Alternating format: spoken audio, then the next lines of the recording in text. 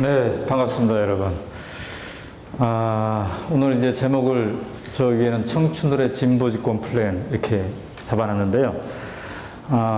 오늘 강의는 뭐 진보, 보수 이런 거를 떠나서 아마 저 제목을 이렇게 바꾸면 좋을 것 같아요. 청춘들의 인생 집권 플랜. 뭐 이렇게 하면은 아마 오늘 강의와 맞지 않을까 싶습니다.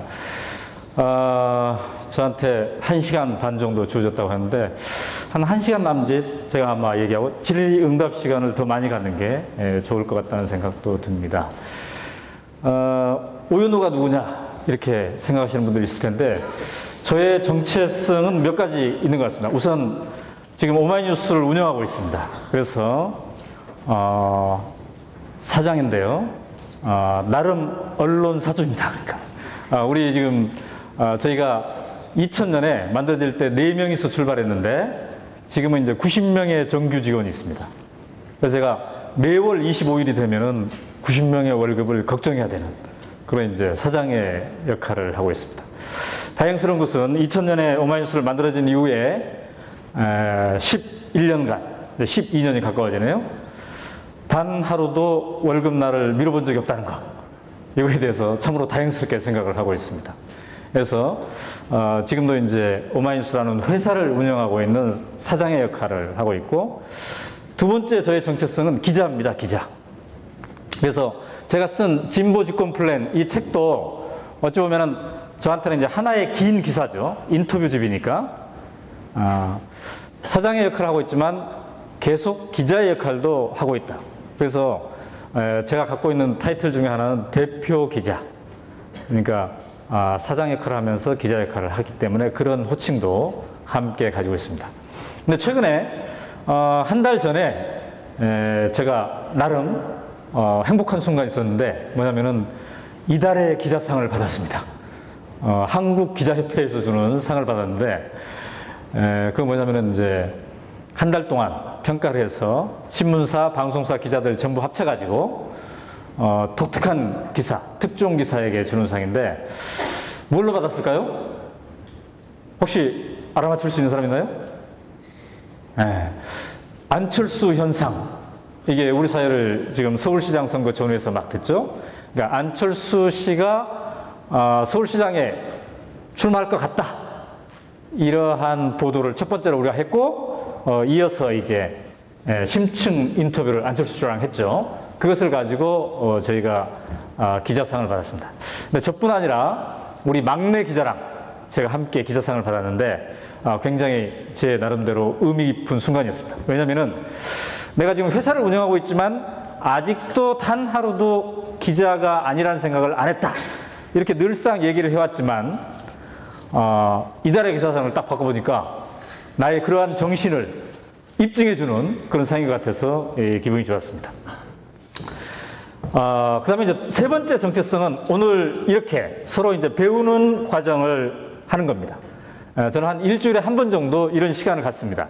그게 뭐 중고등학생일 수도 있고 어르신들일 수도 있고 우리 학생들일 수도 있는데 이러한 새롭게 마련된 학교, 이게 하나의 배움의 교실이죠. 저도 여러분들에게 배우는 그런 과정입니다. 그래서 오늘 이 자리를 마련해 준 한양대학교 측에 감사드리고 싶습니다. 오늘 이제 제가 파워포인트에 정해놓은 것은 누가 새로운 판을 만드나 이렇게 적어봤어요. 제가 봤을 때 오마이뉴스를 창간한 것도 그렇고 그 이후에 진보집권 플랜이라는 책을 쓴 것도 그렇고 그 다음에 최근에 우리가 서울시장 선거에서도 나타났지만은 SNS, 스마트 혁명 시대 뭐 이런 얘기 모든 것들이 항상 기존에 있던 판과 다른 어떠한 새로운 판이 등장하는 것을 얘기하고 있는 거죠. 그렇다면은 여러분들도 이제 청춘이기 때문에 뛰는 가슴을 갖고 있고 뭔가 새로운 판을 만들고 싶어 하는 사람들일 텐데 어떻게 하면 새로운 판을 만들 수 있을까? 이런 얘기를 같이 나눠보고자 합니다. 우선 판을 바꾸고 싶으면 우선 자기의 가슴에 움직이는 그 무엇이 있어야 될 것 같습니다. 여러분 한번 마치 태극기 앞에서 하듯이 자기 가슴에다 한번 손을 얹어보세요. 손을 얹어보시고 한 10초 동안 한번 생각해보세요. 지난 일주일 동안 나에게 다가온 일들 중에서 내 가슴을 뛰게 했던 것은 무엇이 있었던가? 그게 뭐 개인적인 일도 있을 수 있고 국가적인 일일 수도 있고 전 지구적인 일이 될 수도 있을 것 같아요. 나의 가슴을 쿵쾅거리게 했던 그 무엇이 있었다면 그건 뭘까? 한번 생각해보세요. 혹시 제 말을 듣고 단박에 바로 이것이었어 이렇게 생각나는 사람 있는 사람 혹시 있습니까? 없나요? 그럼 단박은 아니었다 할지라도 조금 생각해 보니까 그래 이것이었어 생각나는 사람이 혹시 있나요? 손 들어보세요. 없나요? 한양대 학생들 가슴이 안 뛰나요? 설마 그러진 않을 텐데. 네. 우리 여기 맨 앞에 앉아 있다는 이유만으로 우리 안경 낀 여학생 혹시 남학생입니까? 죄송합니다. 네, 남학생이었군요. 네, 아주 예쁘게 생겼네요. 네. 혹시 일단 오늘 아침에 철학 강의를 들었을 때 조금 뛰었고요. 철학 강의를 들었을 때. 어제 그 임대 아파트라는 연구를 보고도 조금 뛰었습니다. 네, 조금 뛰었다. 네, 임대 아파트라는 연구를 보고. 그 다음에 우리 요 앞에 있는 학생은 이제 진짜 남학생이네. 네, 외모도. 네. 어떤 것 때문에? 특별히 없었습니까? 그냥 기사 같은 거 접했을 때. 네. 기사 같은 거 접했을 때. 네. 그렇죠. 오마이뉴스. 이게 이제 우리 오마이뉴스 제호잖아요. 근데 왜 이름을 하필 오마이뉴스라고 지었을까? 지금 생각해보면 우리 오마이뉴스라는 제호는 어때요? 좀 그럴싸합니까, 여러분? 그럴싸하죠. 이제 여러분들이 자주 들어봤으니까. 근데 처음에는 굉장히 어색하게 생각하는 사람들이 있었어요. 특히 민족주의자들, 백규환 선생 이런 사람 같은 경우는 내가 오마이뉴스라는 제호를 졌다고 그러니까 아주 저에게 야단을 치더라고요. 왜 영어로 된 이름을 지었냐. 그래서 제가 딱히 할 말이 없어가지고 앞으로 우리 매체는 글로벌 무대에서 통용되게 그런 큰 비전을 갖고 있기 때문에 영어로 지었습니다. 이렇게 했는데 사실 오마이뉴스라는 제호는 어디서 나왔냐면은 MBC 코미디언 중에 1999년에 김국진 씨가 유행시킨 언어가 있었는데 그게 바로 오 마이 갓이었습니다. 오 마이 갓 이렇게 맨날 김국진 씨가 했어요. 유행어를 만들었어요. 제가 그 말을 듣고 바로 이거다 해서 오마이뉴스를 만들었어요. 이게 이제 우리 혹시 여기 신방과 학생 있습니까? 신문방송학과 손 들어보세요. 없나요? 한 명. 뉴스에 대한 정의 이런 거 막 생각하죠. 그죠? 기자란 누구인가, 뉴스란 무엇인가. 네, 제가 뉴스에 대한 정의를 여러 가지로 했는데 그 중에 하나가 요겁니다. 뉴스는 기자를 뛰게 한다. 더 좋은 뉴스는 기자의 가슴까지 뛰게 한다. 아까 여기 앞에 앉으신 분이 기사를 보고 가슴이 떴다고 그랬는데 아마도 너무나 새롭거나 너무나 안타깝거나 너무 분노스럽거나 너무 정보가 알차거나 그래서 우리 가슴이 뛰는 거죠. 자, 아까 오다 보니까 막 입학 전형에 대한 플래카드들이 많이 있던데 여러분 입학해가지고 합격하는 순간 가슴이 뛰었죠? 왜 뛰었습니까? 뛰면서 가장 먼저 했던 행위는 뭐죠? 부모님께 전화하는 거. 물론 누구는 부모님보다 애인한테 전화 먼저 했을 수 있죠. 누군가에게 알리는 행위를 한 거죠. 정보를 전달하는. 그러니까 기본적으로 우리가 불이야 했을 때 우리의 가슴이 뛰는 것은 큰일 났다는 생각도 있지만 빨리 누군가에게 알려야 될 텐데. 즉 공동체에 우리가 살고 있는 사람으로서 정보를 주고받는. 그런데 그것이 어떤 정보이면 우리의 가슴까지 뛰게 하는 정보이면 우리는 더 빨리 알리고 싶어지는 거죠. 근데 아까 우리 사회자가 낙곰수 얘기를 했는데 이 낙곰수는 누가 만들어요? 딴지일보 총수가 주도해서 만들고 있죠. 근데 오마이뉴스가 2000년에 오마이뉴스가 만들어졌는데 그때도 딴지일보가 선구자였어요. 그래서 오마이뉴스는 후배였어요. 후배. 그러니까 딴지일보가 선배였습니다. 근데 이제 항상 어때요? 여러분 경영학과 학생도 있겠지만 후발 주자는 항상 선발 주자에게 벤치마킹을 해야죠. 그래서 제가 나도 인터넷 신문을 만들어야지. 그래서 딴지일보를 찾아갔습니다. 배우려고. 홍대 앞에 있었는데 딴지일보가. 그래서 내가 딴지일보의 사무실의 문을 탁 여는 순간 제가 확신이 생겼어요. 아, 나도 인터넷 신문을 할 수 있겠구나. 왜냐면은 문을 열었더니 이렇게 호화로운 방이 아니라, 나는 한양대 강의실이 이렇게 호화로운지 몰랐어요. 모든 강의실이 이렇습니까? 여기만 그렇습니까? 깜짝 놀랐어요. 어쨌든. 근데 딴지일보의 문을 딱 열었더니 아주 허름한 사무실. 깨지지 않은 표정의 사람 4명이 다 있더라고. 여기서도 할 수 있겠고. 그래서 확신이 들었는데, 그래서 내가 김어준 총수한테 가가지고 어떻게 하면 내가 인터넷 신문을 잘 만들 수 있겠느냐. 이걸 전수를 받고, 그 다음에 또 하나 이제 부탁한 게 뭐냐면, 내가 모든 시민은 기자다. 이걸로 인터넷 신문 하나 만들고 싶은데, 제어를 한번 재달라고 했어, 제어를.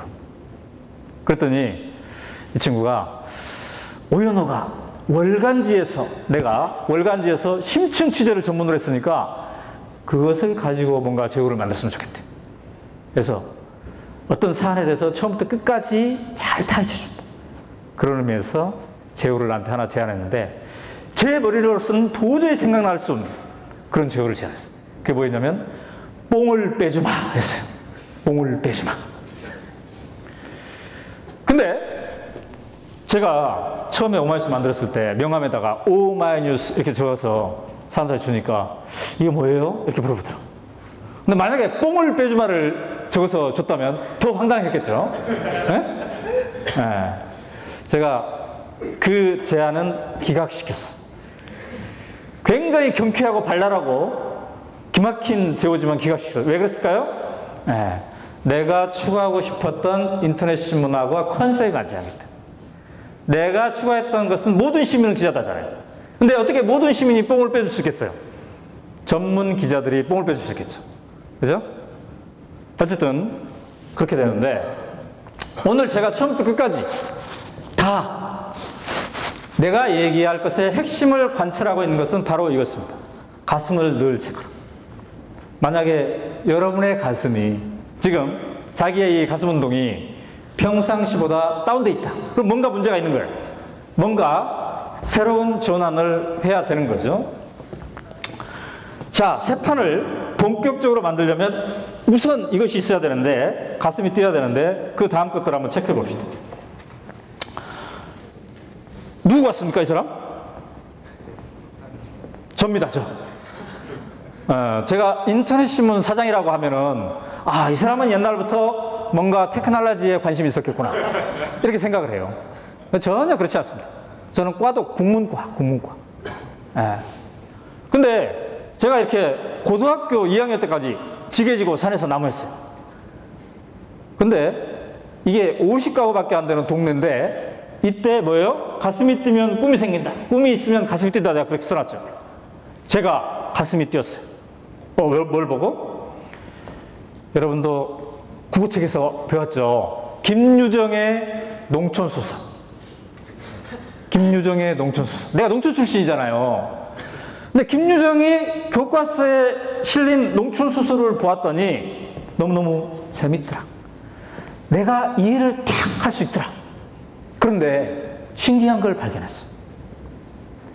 우리 동네 50가구밖에 안 되는 우리 동네의 골목 아줌마 아저씨들의 사연이 김유정의 단편 소설에 실려있는 주인공들의 사연보다 더 진하더라. 그래서 제가 꿈이 생겼어요. 나도 소설가가 될 수 있겠구나. 그때부터 이제 글을 쓰는 훈련을 한 거죠. 그런데 때마침 제가 글 쓰는 훈련을 하기에 가장 적합한 환경에 놓이게 됐어요. 그게 뭘까요? 가슴이 뛰면 여러분, 글이 저절로 나오죠. 그죠? 가슴이 뛰면 글이 저절로 나오죠. 여러분, 연애편지 써보셨죠? 왜 웃기만 하십니까? 네, 연애편지 쓸 때 가슴이 뛰니까 저절로 연애편지를 쓰게 되잖아요. 여러분, 연애편지 쓰면서 새벽까지 연애편지 썼다고 피곤함을 느끼신 분 있으세요? 아무리 새벽까지 써도 연애편지 쓸 때는 피곤하지 않지. 레포트 쓸 때는 피곤하죠. 그죠? 만약에 연애편지 썼는데 피곤함을 느꼈다. 그럼 이 관계는 지속될 수가 없죠. 그래서 때마침 제가 중학교 2학년 때부터 연애편지를 쓰기 시작했습니다. 이게 제가 그때 썼던 연애편지 중에 제가 보관하고 있는 겁니다. 중학교 2학년 때부터 고등학교 2학년 때까지 연애편지를 한 200~300통 썼는데 단 한 사람한테 썼어요. 답장은 못 받아봤어요.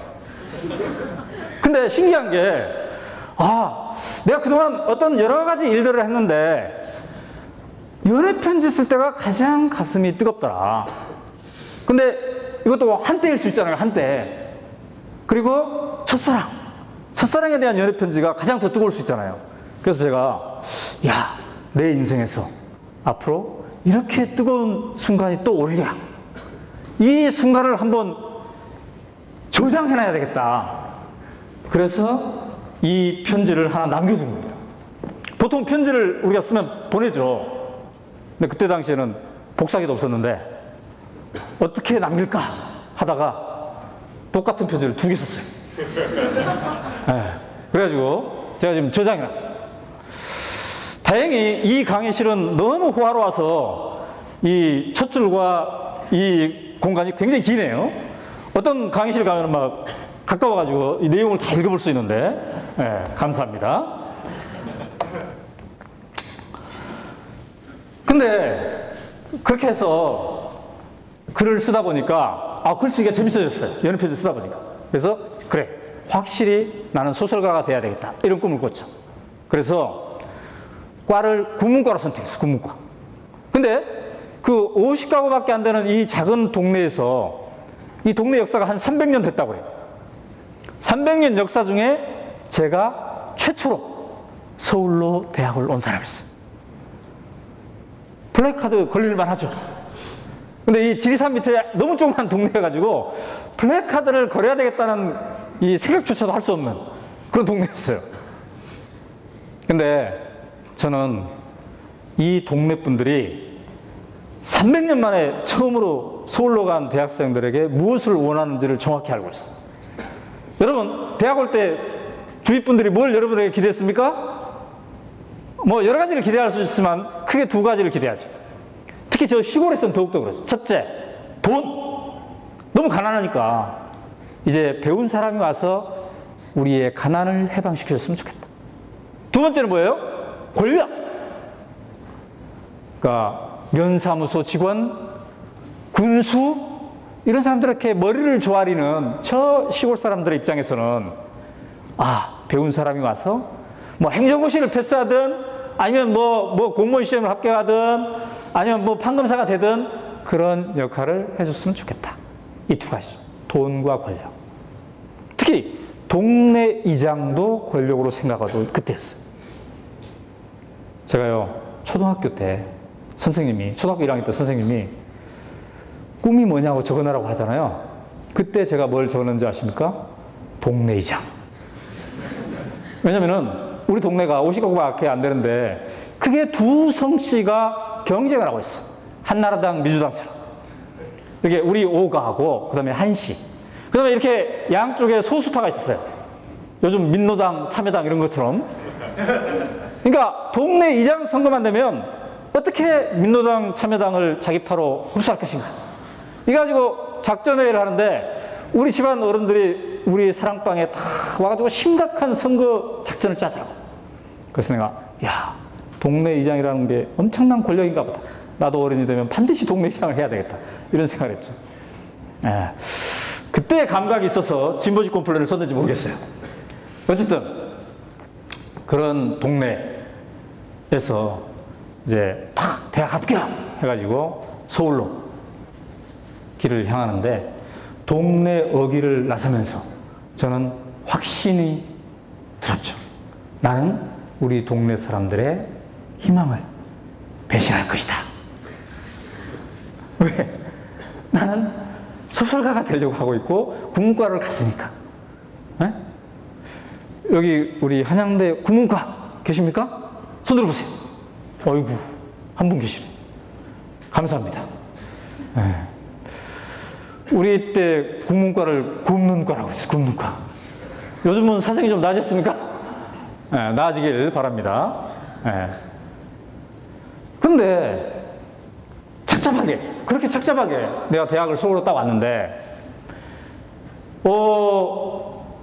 새 학기, 첫 학기에 강의실로 올라가는데 강의실에 플래카드가 하나가 딱 있는데 그 플래카드가 너무나 인상적이었어. 그게 뭐 있냐? 역사와 민족이 여러분을 기다립니다. 역사와 민족이 여러분을 기다립니다. 나는 단 한 번도 그때까지 역사와 민족이 나를 기다릴 것이다 라고 생각하지 않았어요. 저 지리산 밑에 시골 촌놈한테 역사가 무엇이길래 나를 기다리고 있다는 것일까? 나는 그냥 공부하면서 연애편지만 딜터 쓰고 있었을 뿐인데 역사와 민족이 나를 기다립니다.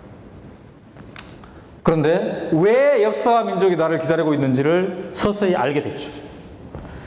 물론 여러분들의 시대와 제가 입학했던 1983년은 엄청나게 다르죠. 영화 화려한 휴가 아시죠, 여러분? 영화 도가니 아시죠, 도가니? 자, 도가니를 쓴 사람은 공지영 씨인데 우리 학교 2년 선배였어요, 2년 선배. 그 사람은 소설가의 길로 계속 갔죠. 근데 도가니가 히트친 게 뭐예요? 사실을 바탕으로 한 소설을 썼잖아요. 네, 그래서 영화를 했어도 지금 히트했죠. 근데 저는 소설가의 꿈을 가지고 갔는데 그때 당시 학교에서 일어나는 일을 보니까 야, 이게 내가 지금 소설 쓰고 있을 땐가? 이런 생각이 들더라. 왜? 소설은 사실을 바탕으로 하지만 어때요? 기본적으로 허구적인 이야기를 만들어가는 거예요. 근데 당시의 언론은 침묵하고 있었기 때문에 군사 독재 정권에 굴종하고 있었기 때문에 있는 사실을 제대로 보도하지 않았어요. 그러니까 학교 안에서 함께 공부하던 학생이 다음날 군대에 강제로 끌려가는데 신문에는 안 나와. 에? 이런 인권 유린이 없잖아요. 근데 신문에는 안 나와.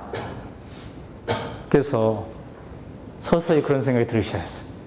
내가 있는 사실도 제대로 우리 국민들이 모르는데 없는 사실을 지어 만드는 소설가가 될 수 있겠느냐? 소설은 아직 급하지 않다. 우선 사실부터 써야 된다. 그래서 그때부터 작심을 했습니다. 사실을 쓰는 사람이 되자. 그래서 단편 소설을 쓰는 훈련을 즉각 중단하고 그 날짜로 이제 유인물을 쓰기 시작했습니다. 요즘으로 따지면 대자보죠, 대자보. 네? 사실을 쓰는 거. 그래서 저는 1학년 때부터 4학년 때까지 유인물을 들이다 썼어요. 우리 학교에서 나오는 유인물 중에 여러 가지를 써서 제가 썼어요. 그 다음에 총학생의 간부가 되었고 4학년 때는 4학년 때 마지막 졸업작품으로 유인물을 하나 쓴 것 때문에 감옥에 가게 됐어요. 감옥에 잡혀가지고. 그래서 1년 동안 감옥살이를 했어요. 근데 감옥을 살아보니까 사실보다 소설의 힘이 더 강할 수 있구나. 이런 걸 또 느꼈어요. 여러분 감옥 안 가봐셔서 모르실 텐데 감옥에 가게 되면 한 7, 8명이 같이 생활합니다. 저는 막 사명감에 붙어가지고 전두환 정권이 얼마나 나쁜지에 대해서 열변을 토하는데 그래서 관련된 책을 막 권해주는데 이제 도둑질하다가 잡혀온 사람, 경제사범 막 여러 사람들 있잖아요. 별로 관심을 안 가져요. 근데 그때 조정래의 태백산맥 1권이 발행됐습니다. 1980년. 내가 읽어보고 던졌더니 도둑놈도 읽어보고 감동받았다고 그러고 경제사범도 읽어보고 그렇다고 하고 폭력사범도 읽어보고 감동받았다고 그러고 그래서 태백산맥에 나오는 전라도 사투리를 자기네들이 다 외워가면서도 막 흥미있게 얘기하더라고. 그러면서 뭐라고 하냐. 내가 대학교 1학년 때 나를 충격에 빠졌던 역사와 민족이 여러분을 기다립니다.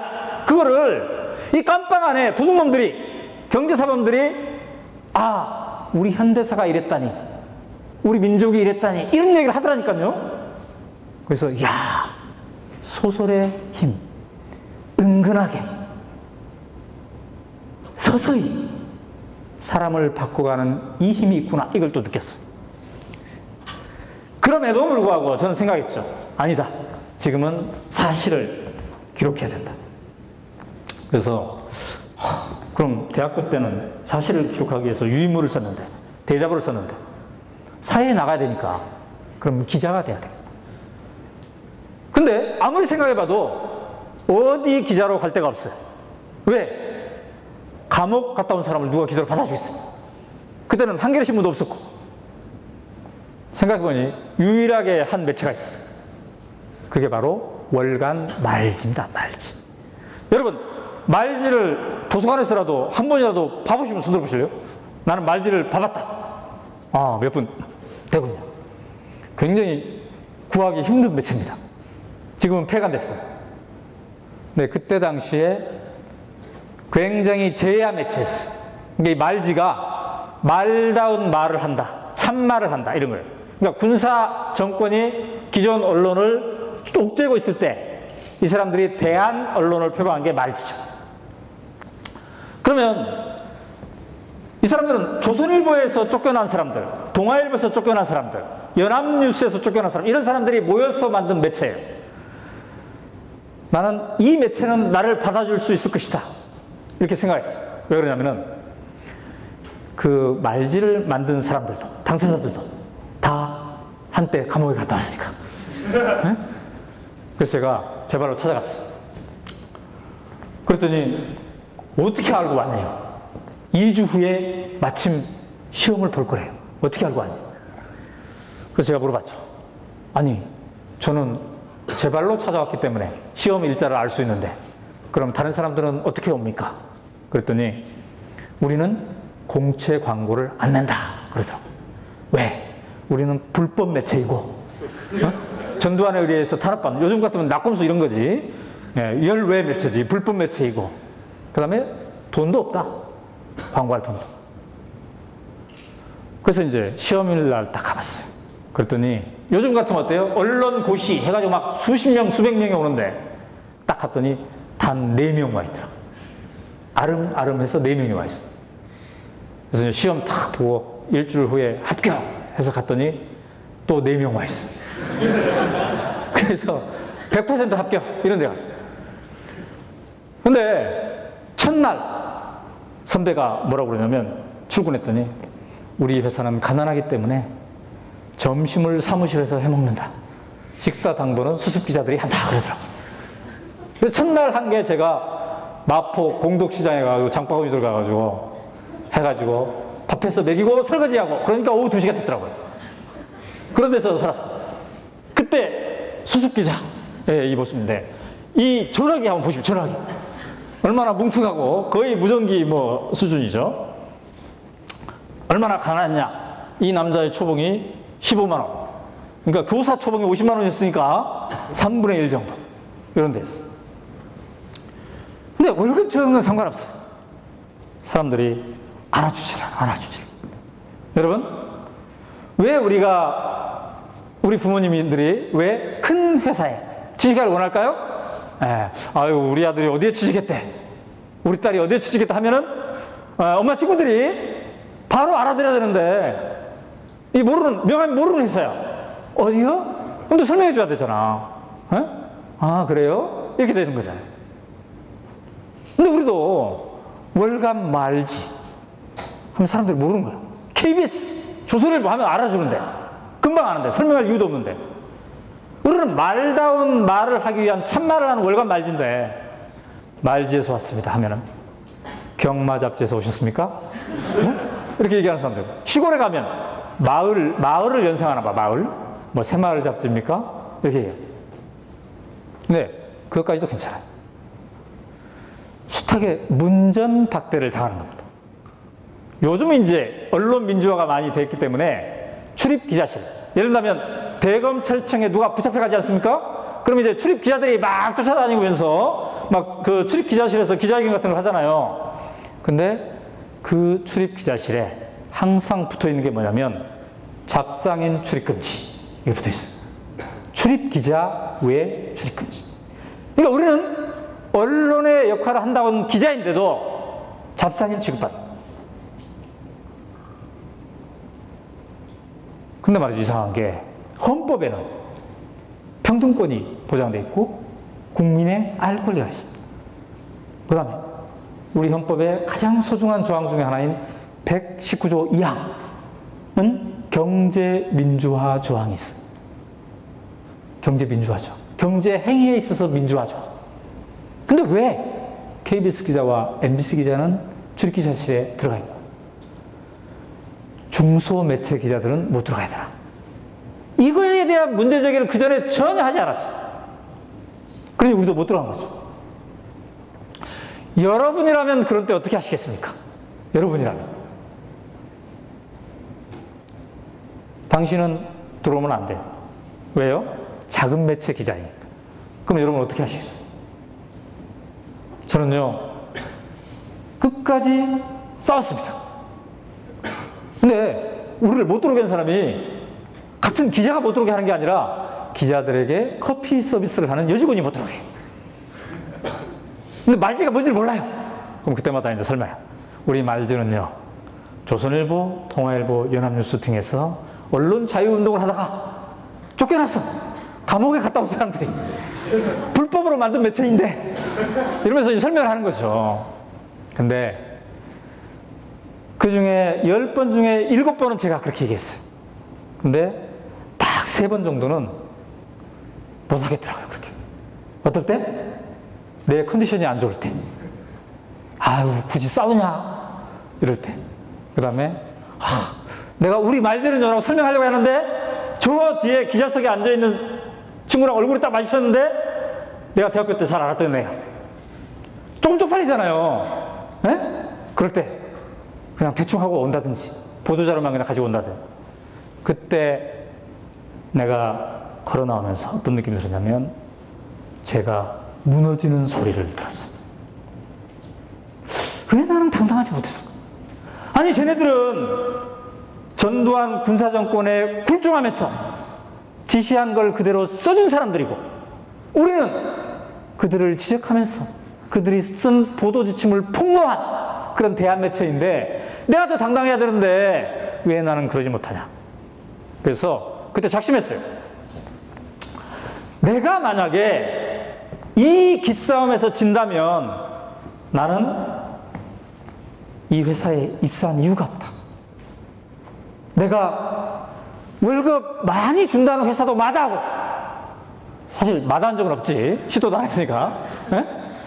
그 다음에 큰 언론사 가는 것도 마다하고, 이것도 뭐 마다하지는 않았지만, 내가 이 작은 매체에 온 거는 참말을 하기 위해서 왔는데 그 행위를 하는 것을 내가 부끄럽게 생각하면 안 된다. 그래서 그때 어떤 각오를 했냐면, 내가 나를 정신무장시켜야 되겠다. 그래서 만들어진 슬로건이 모든 시민은 기자다, 이겁니다. 그러니까 모든 시민은 기자다는 슬로건을 오마이뉴스가 만들어진 2000년인데 그 슬로건을 내 가슴 속에 새기고 우리 말지 동료들에게 설파하면서 이렇게 대학교 학부사 기자들에게 막 같이 공부하자고 하면서 정신무장시킨 게 89년이에요. 그러니까 내가 88년부터 기자 생활을 했는데 1년 만에 모든 시민은 기자다라는 슬로건을 만들었다는 거죠. 따라서 결핍을 즐겨라 이렇게 얘기했죠. 제가 새 판을 짜고 싶으면. 오마이뉴스는 어찌 보면 미디어 업계에서는 새 판을 짰어요. 왜? 그동안 직업 기자만 기자라고 했는데 아니다, 시민도 기자다, 이런 얘기를 했으니까. 근데 그 새 판을 짜는 에너지와 그 창의성이 제가 막 어떻게 하면 매체를 창안할 수 있을까? 이걸 공부해서 만든 게 아니라 아까와 같은 그런 무시와 천대를 받으면서 비주류였기에, 그 판의 비주류였기에 자연스러운 생존 철학으로 만들어진 것이 그 컨셉이었다. 그래서 만약에 여러분들이 지금 현실에 대해서 어떤 결핍감을 가지고 있습니까? 친구에 비해서 나는 왜 이럴까? 이런 생각 하고 있습니까? 그거를요, 긍정의 에너지로 바꾸십시오.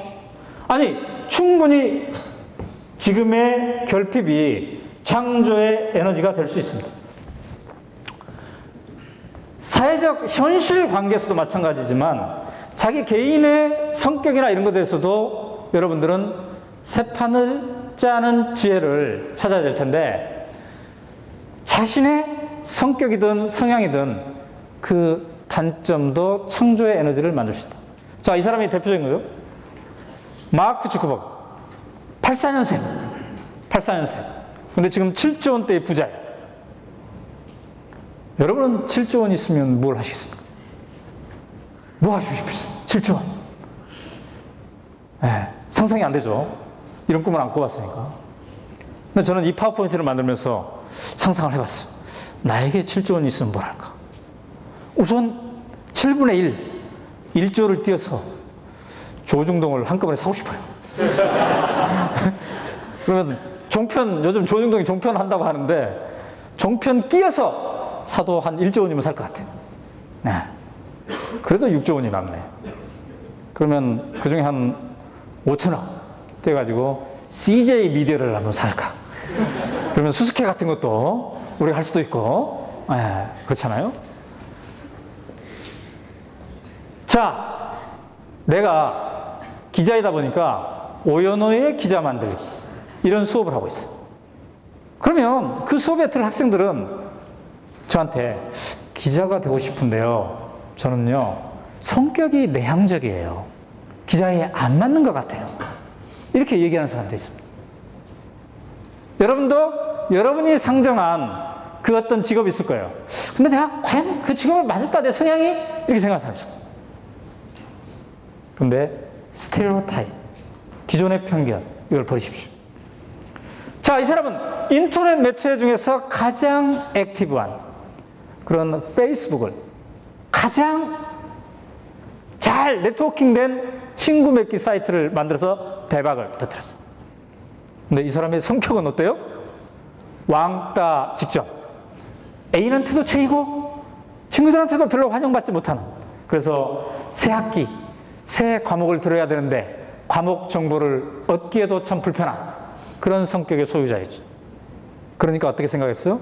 야, 온라인 공간에서나마 친구를 잘 맺게 하는 그런 걸 한번 만들어 볼까? 그렇게 해서 페이스북을 만들지 않았습니까? 여러분, 개그 콘서트 달인 우리 김병만 씨, 네, 아쉽게도 지난주인가 종방을 했죠. 근데 이 사람이 한 일간지에 인터뷰를 했는데 이런 얘기를 했어요. 내가 만약 키가 컸더라면 나는 이러한 집요함이 없었을 것이다. 이런 얘기를 했어요. 네. 키가 작다는 것을 다른 사람들은 단점으로 생각하는데 그걸 자기의 창의적 에너지로 만든 거죠. 기자상. 그러면 항상 사회부 기자. 특히 7, 80년대의 사회부 기자의 성격을 생각해요. 그거 어때요? 경찰서 문을 발로 뻥 차고 들어갈 수 있는 배짱을 가진 사람. 그걸 기자상이라고 생각하죠. 근데 만약에 여러분이 한양대는 무슨 경찰서 관할이에요? 성동경찰서? 오늘 밤에 자기가 기자랍시고 성동경찰서 문을 빵 차고 들어가 봐요. 어떻게 될까요? 네? 여러분이 설사 직업기자를 할지라도 작살납니다. 왜 그럴까요? 네. 신세대 경찰이 여러분들의 그 행위를 스마트폰으로 찍어가지고 트위터에 올리면서 이런 싸가지 없는 기자 이렇게 하면 그냥 가버려요. 네. 이건 실제 일어난 사건입니다. MBC 기자가 6개월 수습기자를 끝나는 날 너무 기분이 좋았어. 술을 선배들이랑 왕창 먹고 자기가 평소에 수습기자 생활했던 남대문 경찰서로 갔어요. 그래서 발로 빵 차고 막 뭐라고 하고 깽판을 부렸어. 막 진짜 엄청난 깽판을 부렸어. 111리도 막 엎어쳐버리고. 근데 경찰관들이 못 참아가지고 수갑을 채웠어. 다음날 정신이 말짱해진 이 기자가 상부에 보고를 했어. 내가 취재를 했는데 경찰들이 수갑을 채웠다. MBC 상층부에서는 이 보고를 듣고 열받았어요. 그래서 경찰 상층부에다가 수갑을 채우는데 관여된 2명을 잘라라! 아니면 경고 불이익을 줘라! 그랬어요. 그랬더니 그 2명의 경찰관이 전보 조치를 당했어요. 여러분, 경찰과 언론이 싸우면 누가 이겨요? 언론이 이겼어요. 그동안에는. 왜? 경찰들이 비리가 많으니까. 응? 보통은 게임이 여기서 끝나죠. 보통은. 근데 그 경찰관이, 전보 조치를 당한 경찰은 아무리 생각해도 억울하거든. 진짜 자기네 잘못한 거 없거든. 너무나 깽판을 부르니까 그랬으니까. 완전 폭력범이니까. 그래서 참을 수 없어가지고 진실을 말하자고 결심을 했어요. 그래가지고 마침 자기 아들이 학포사 기자였어요. 아들을 불러가지고 자기는 구술하고 아들은 타이핑 치고, 그래가지고 이거를 인터넷 게시판에다가 다 올려버렸어요. 이게 2000년에 벌어진 일입니다. 이거를 오마이뉴스 기자가 봤어요. 근데 MBC 기자한테 취재해봤더니 그런 일 없었대요. 수갑 채울 만한 일은 없었는데 수갑을 채웠대요. 그래서 우리가 취재에 들어갔죠. 경찰과 기자, 누구의 말이 맞나? 진실게임. 그런데 이 진실게임을 푸는데 너무너무 취재가 잘 됐어요. 왜 취재가 잘 됐을까요? 경찰들이 너무 협조를 잘해주니까. 그 사건이 벌어진 때 목격자 시민들이 있었어요. 막 폭력배에 잡혀온 사람, 뭐 이런 사람들이 있었어요. 다 들어봤더니 이구동성, 경찰 말이 맞다. 그래서 우리가 오마이뉴스의 머릿기사로 목격자의 증언 땡땡 경찰 말이 맞다 이렇게 썼어요. 그랬더니 경찰들이 엄청 감격해했어요. 그동안 어떤 언론사에서 탑기사로 경찰 말이 맞다를 이렇게 크게 써준 적이 없었대요. 네. 그래서 제가 그 고마워하는 경찰들 덕분에 그해 가을에는 서울 시내 수사반장들 다 모아놓고 인터넷 미디어란 뭔가에 대해서 제가 강의를 했었어요. 그때 MBC 기자는 어떻게 됐을까요? 중징계를 받았습니다. 원래 MBC TV 기자였는데 라디오국으로 전출당하고 엄청난 중징계를 받았어요. 이게 바로 굉장히 상징적인 사건이죠. 기자는 가장 구시대적인 방법으로 취재를 했어요. 경찰, 시민들은 가장 뉴미디어적인 방법으로 폭로를 하면서 판을 바꿨던 거죠. 어쨌든 간에 지금 이 얘기 하려다 그랬는데, 여러분이 말이죠, 내 속에 있는 것들을 너무 빨리 판단하지 마세요. 저도 글을 주로 쓰려는 사람이라고 생각했기 때문에 내 안에 내가 회사를 운영할 수 있는 사장의 기질이 있다고는 꿈에도 생각하지 못했어요. 언제까지? 37살이 될 때까지. 그랬는데 회사를 운영하기 시작하니까 되더라 이거죠. 그래서 지금까지 이렇게 오고 있지 않습니까? 근데 내가 만약에 시계를 거꾸로 돌려서 23살 때로 돌아간다면 나는 항상 고정관념이 있었을 것 같아요. 아, 나는 뭔가 글로써. 근데 글이라는 게 보통의 경우는 개인적인 일이잖아요. 근데 회사 운영은 완전히 조직적인 일이잖아요. 그 일에 내가 맞으리라고는 생각을 못했던 거죠. 어쨌든 자기가 외향적이지 못하고 자기 안으로 파고드는 사람이라면 여러분은 엄청난 집중력을 발휘할 수 있는 사람입니다. 그죠? 외향적이다는 것을 단점으로 생각하지 마시고 창의적 에너지로 만들어라. 근데 우리가 새 판을 만들려고 하는데 세상이 만만치 않아. 그래서 세상이 기회를 주지 않아. 그죠? 여러분 가슴 뛰고, 아, 내가 이 일을 새 일을 해보고 싶어. 근데 세상이 만만치 않아. 그럴 때는 어떻게 해야 될까요?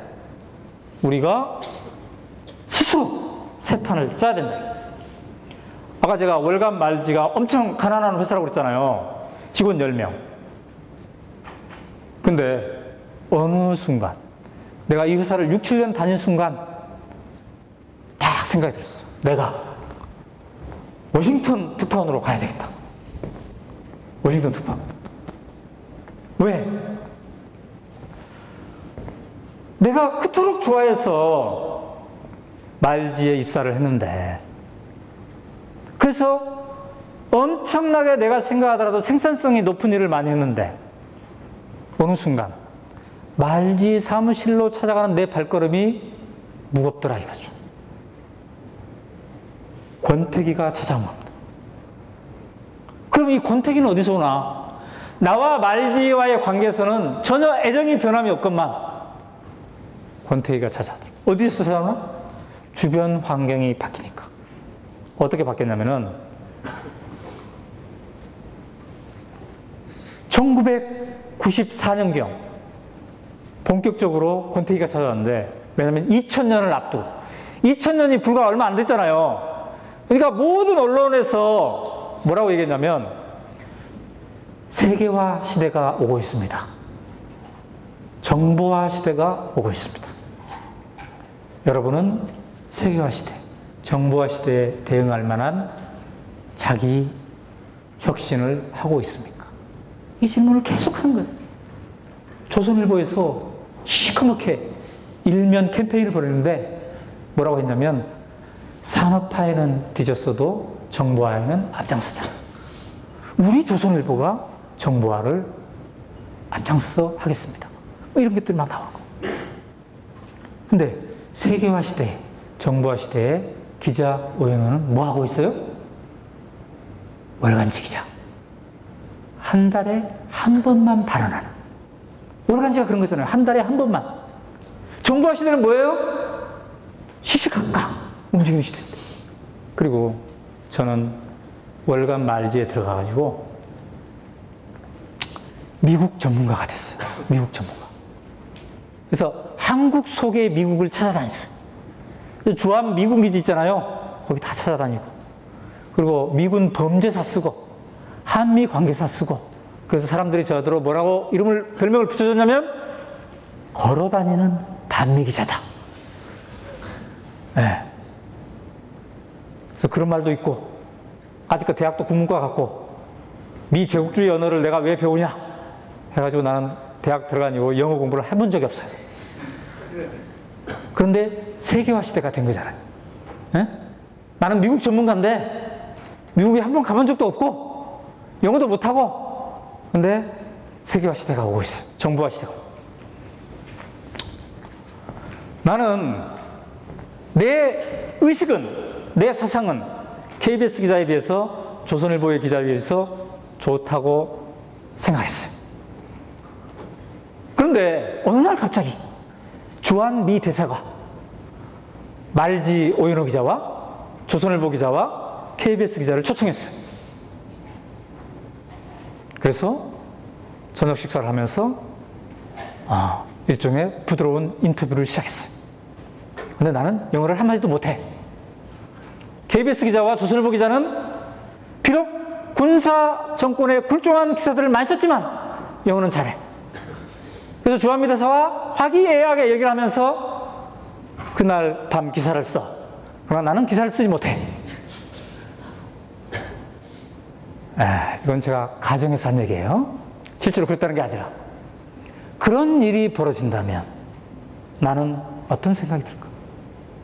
나는 내가 그동안 옳은 일을 했다는 것만으로 내 마음이 가벼워질 수는 없다는 생각을 했죠. 그래서 왜 내가 말지에 들어간다? 왜 이렇게 적은 월급을 받고 여기서 일했나? 그거는 기자다운 기자를 제대로 하기 위해서 였는데, 세계화 시대, 정보화 시대에 내가 갖고 있는 이 역량과 나의 무기는 기자 생활을 제대로 할 수 없겠더라 이거지. 그래서 이래서는 안 되겠다. 워싱턴 특파원을 가자, 이런 생각을 했어요. 그런데 세상이 기회를 주지 않는 거죠. 우리 사장님한테 말씀드리면 뭐라고 할까요? 미쳤다고 하겠죠. 네? 그러더라도 가야 되잖아요. 가기로 했으니까. 그래서 제가 작전을 짰어요. 우리 사장을 협박하자. 그래서 만든 게 이 협박문입니다. 일종의 계약서. 제1항부터 8항까지 있는 계약서인데 제1항은 뭐예요? 오연호를 워싱턴 주재기자로 보낸다. 이때는 좀 톤 다운을 했죠. 특파원이 아니라 주재기자. 네, 핵심적으로 중요한 것은 2항이죠. 근무의 연속이 돼 자비 부담을 원칙으로 한다. 내 스스로 돈을 대겠다 이거죠. 회사 사정이 나아질 경우 차차 가능한 선에서 개선한다. 네. 근데 제가 미국에 가 있는 3년 동안 전혀 개선되지 않았어요. 그래서 내가 다 돈을 냈어. 그러면 어떻게 했어? 제 8항은 뭐예요? 이제 사장님께 협박. 내 요구 조건이 들어주지 않으면 사표 낸다. 저는 무작정 상경처럼 무작정 워싱턴행을 한 겁니다. 그러면 생활은 어떻게 했나? 명함은 워싱턴 말지 특파원인데 생활비는 MBC로부터 받았어. MBC에 알바를 한 겁니다. MBC 라디오에 세계는 지금이라는 프로가 있었는데 거기에 일주일에 3번씩 한 번에 7분씩 리포팅을 한 거예요. 전화. 우리 아내는 다른 알바라. 그렇게 해서 3년간 워싱턴 특파원을 하고 그 다음에 내가 그토록 하고 싶었던 취재를 3년을 했죠. 주제가 뭐였냐면 미국은 왜 망하지 않는가. 지금 생각해보면 그게 95년의 주제였으니까 너무 빨랐어요. 요즘처럼 막 월가 시가 한창이고 이럴 때는 그럴싸하다 이렇게 사람들이 생각했겠는데 그렇게 해서 제가 미국 3년 동안 취재하면서 쓴 책이 한국이 미국에게 당할 수밖에 없는 이유, 이 책입니다. 지금은 없어요. 아마 도서관에는 있을 겁니다. 어쨌든 저때 제가 미국에서 석사를 함께 했고 그게 매체 창간론이었습니다. 그래서 교수님이 당신이라면 어떤 매체를 창간할래? 이게 숙제를 내줬고 그때 오마이뉴스 컨셉을 제출했어. 그랬더니 A+를 주더군요. 그래서 자신감을 가지고 했던 거죠.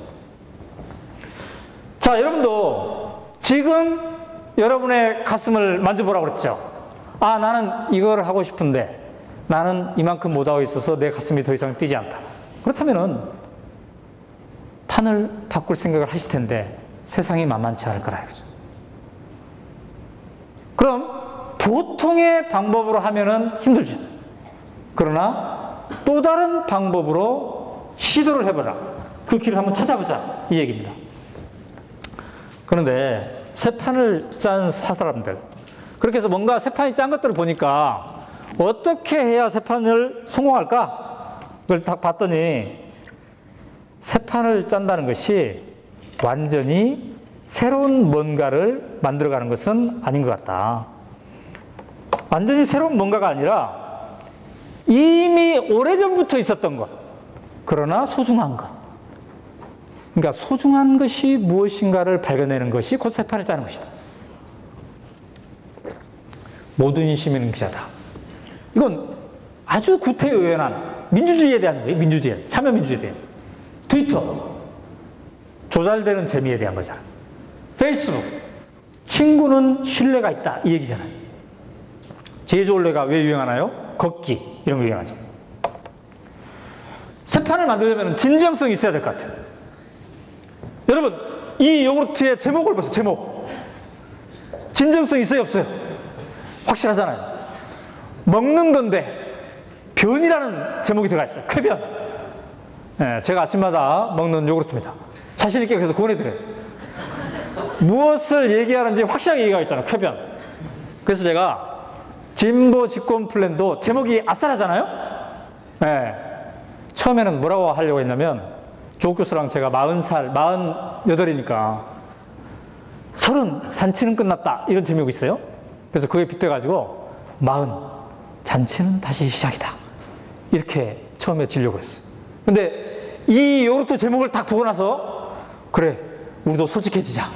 그래서 진보 집권 플랜 이렇게 썼죠.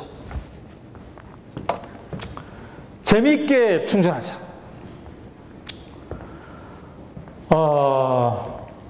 저는요, 새 판을 짜려면 이게 지속 가능해야 되잖아요. 그러려면은 여러분들이 새 판을 짜는 과정에서 방전이 되는 것이 아니라 충전이 돼야 됩니다. 제가 지금도 기자 생활을 할 수 있는 이유 중에 하나는 뭐냐면은 그동안 제가 써왔던 글의 약 90%는 제가 기획해서 쓴 거라는 거죠.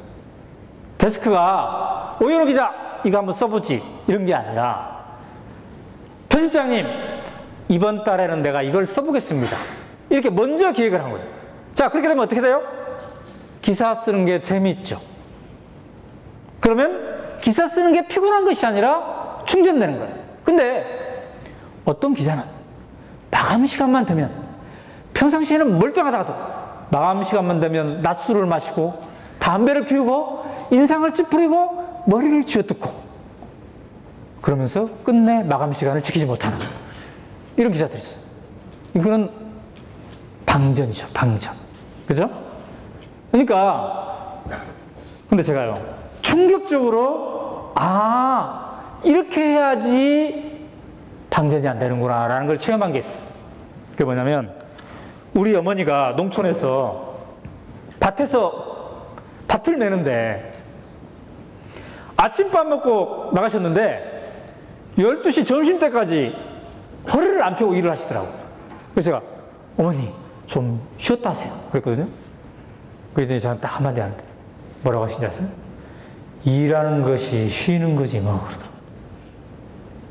일하는 것이 쉬는 것이다. 근데 여러분 중에 이거를 한번 생각해 보셔야 돼요. 인생은 마라톤이다. 자기 친구 중에 먼저 취직했거나 먼저 잘 된 사람들 있잖아요. 근데 지금은 우리가 1년, 2년 이런 것들이 너무 길어 보여. 근데 절대 그렇지 않습니다. 제가요 오마이뉴스를 만든 게 37살이에요. 박사를 시작해 본 게 41살이었어요. 네. 지금은 여러분 나이 때는 1년, 2년이 굉장히 크게 보이는데 절대 그렇지 않습니다. 3년, 5년, 한 10년 늦어도 상관없습니다. 진짜 자기가 좋아하는 길을 찾는다면은 자, 왜 그러냐면은 제가 이 성경 구절을 하나 가져왔습니다. 선한 일을 행하되 낙심하지 말지 피곤치 아니하면 때가 이름에 거두리라. 이게 제 페이스북에도 남겨준 말이에요. 뭐냐면요 우리가 좋은 일을 뭔가 의미 있는 일을 하잖아요. 근데 빨리 이루어지지 않으면 낙심하게 되잖아요. 근데 피곤치 아니하면 내가 이 일에 가치를 부여하면서 계속 열심히 한다면 때가 이르면 세상이 알아준다. 자, 제가요 말지 다닐 때 94년에 4년에 엄청난 특종을 했습니다. 노근리 사건. 충청도 영동에서 미군이 양민을 학살한 사건. 이걸 제가 특종했어요. 근데 아무 언론도 이걸 알아주지 않았어요. 근데 5년 후에 AP통신 기자들이 나를 찾아왔어요. 내가 그 소스를 줬어요. 그랬더니 추가 취재를 해가지고 AP통신 썼어요. 그랬더니 KBS부터 조선일보까지 뉴욕타임즈까지 모든 언론이 대서특필했어요. 그 결과 AP통신 기자들은 미국 언론사 기자들에게 가장 권위 있는 상인 퓰리처상을 수상했어요. 오연호는 뭘 수상했을까요? 아무 상도 그때는 못 받았어요. 그런데 그때 열받아가지고 만든 게 뭐예요? 오마이뉴스잖아요.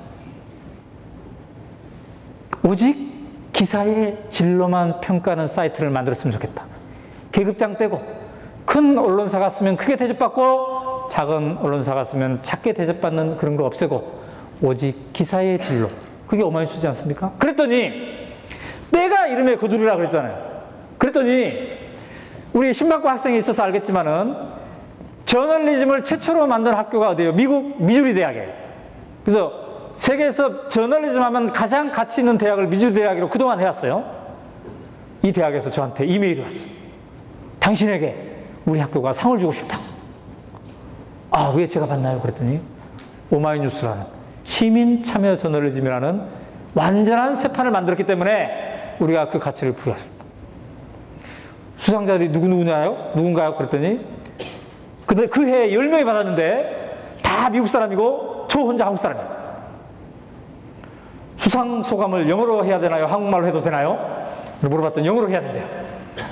까짓것 3년 동안 이제 워싱턴 특파원도 해봤겠다. 기본적인 영어는 할 수 있지. 네, 그래서 이제 수상 소감을 딱 했는데 미국 사람들은 그때 참 유머를 많이 섞어가면서 잘 하잖아요. 근데 나는 그 정도는 아니잖아요. 발음도 안 좋고.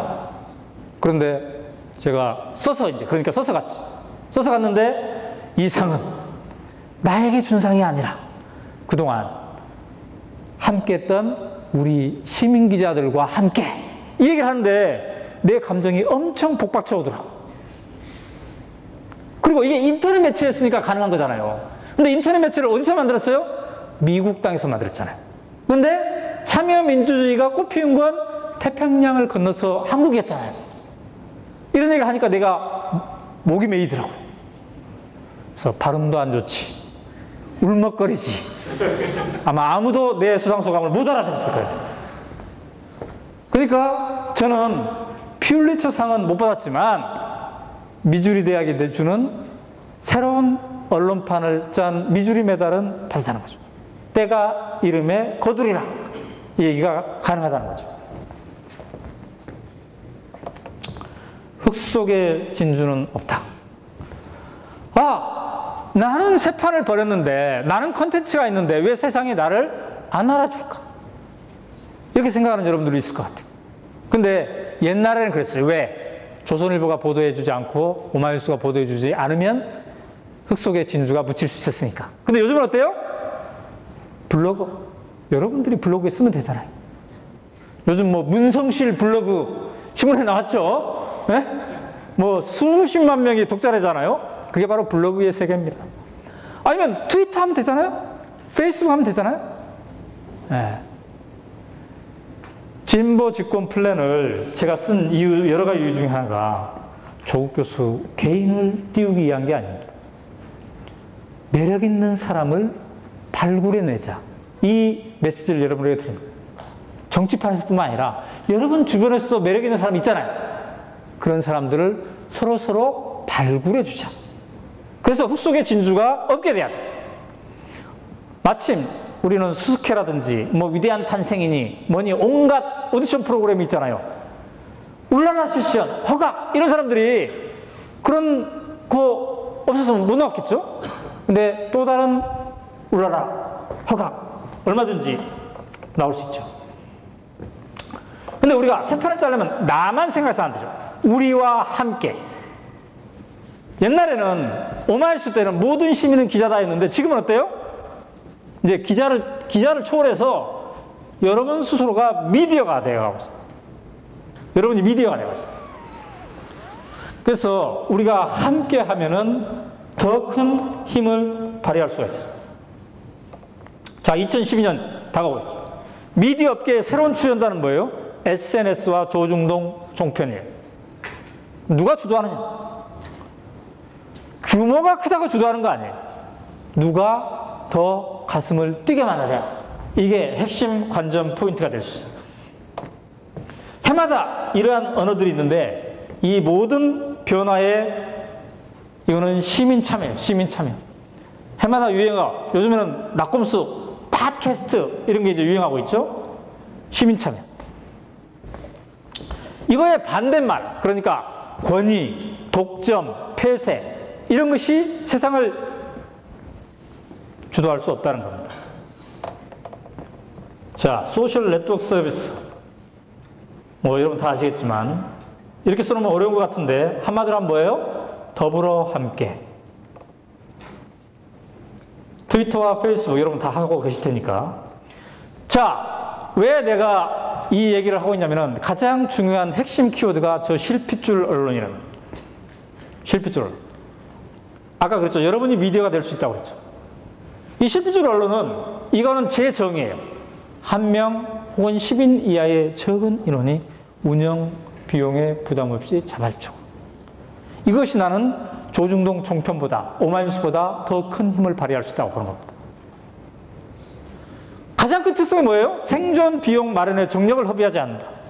그죠? 저는 90명의 직원의 월급을 주기 위해서 정력을 허비하고 있어. 근데 여러분이 여러분의 블로그를 하는 것은 큰 비용이 들지 않죠. 트위터 하는 거, 이런 것들 등등.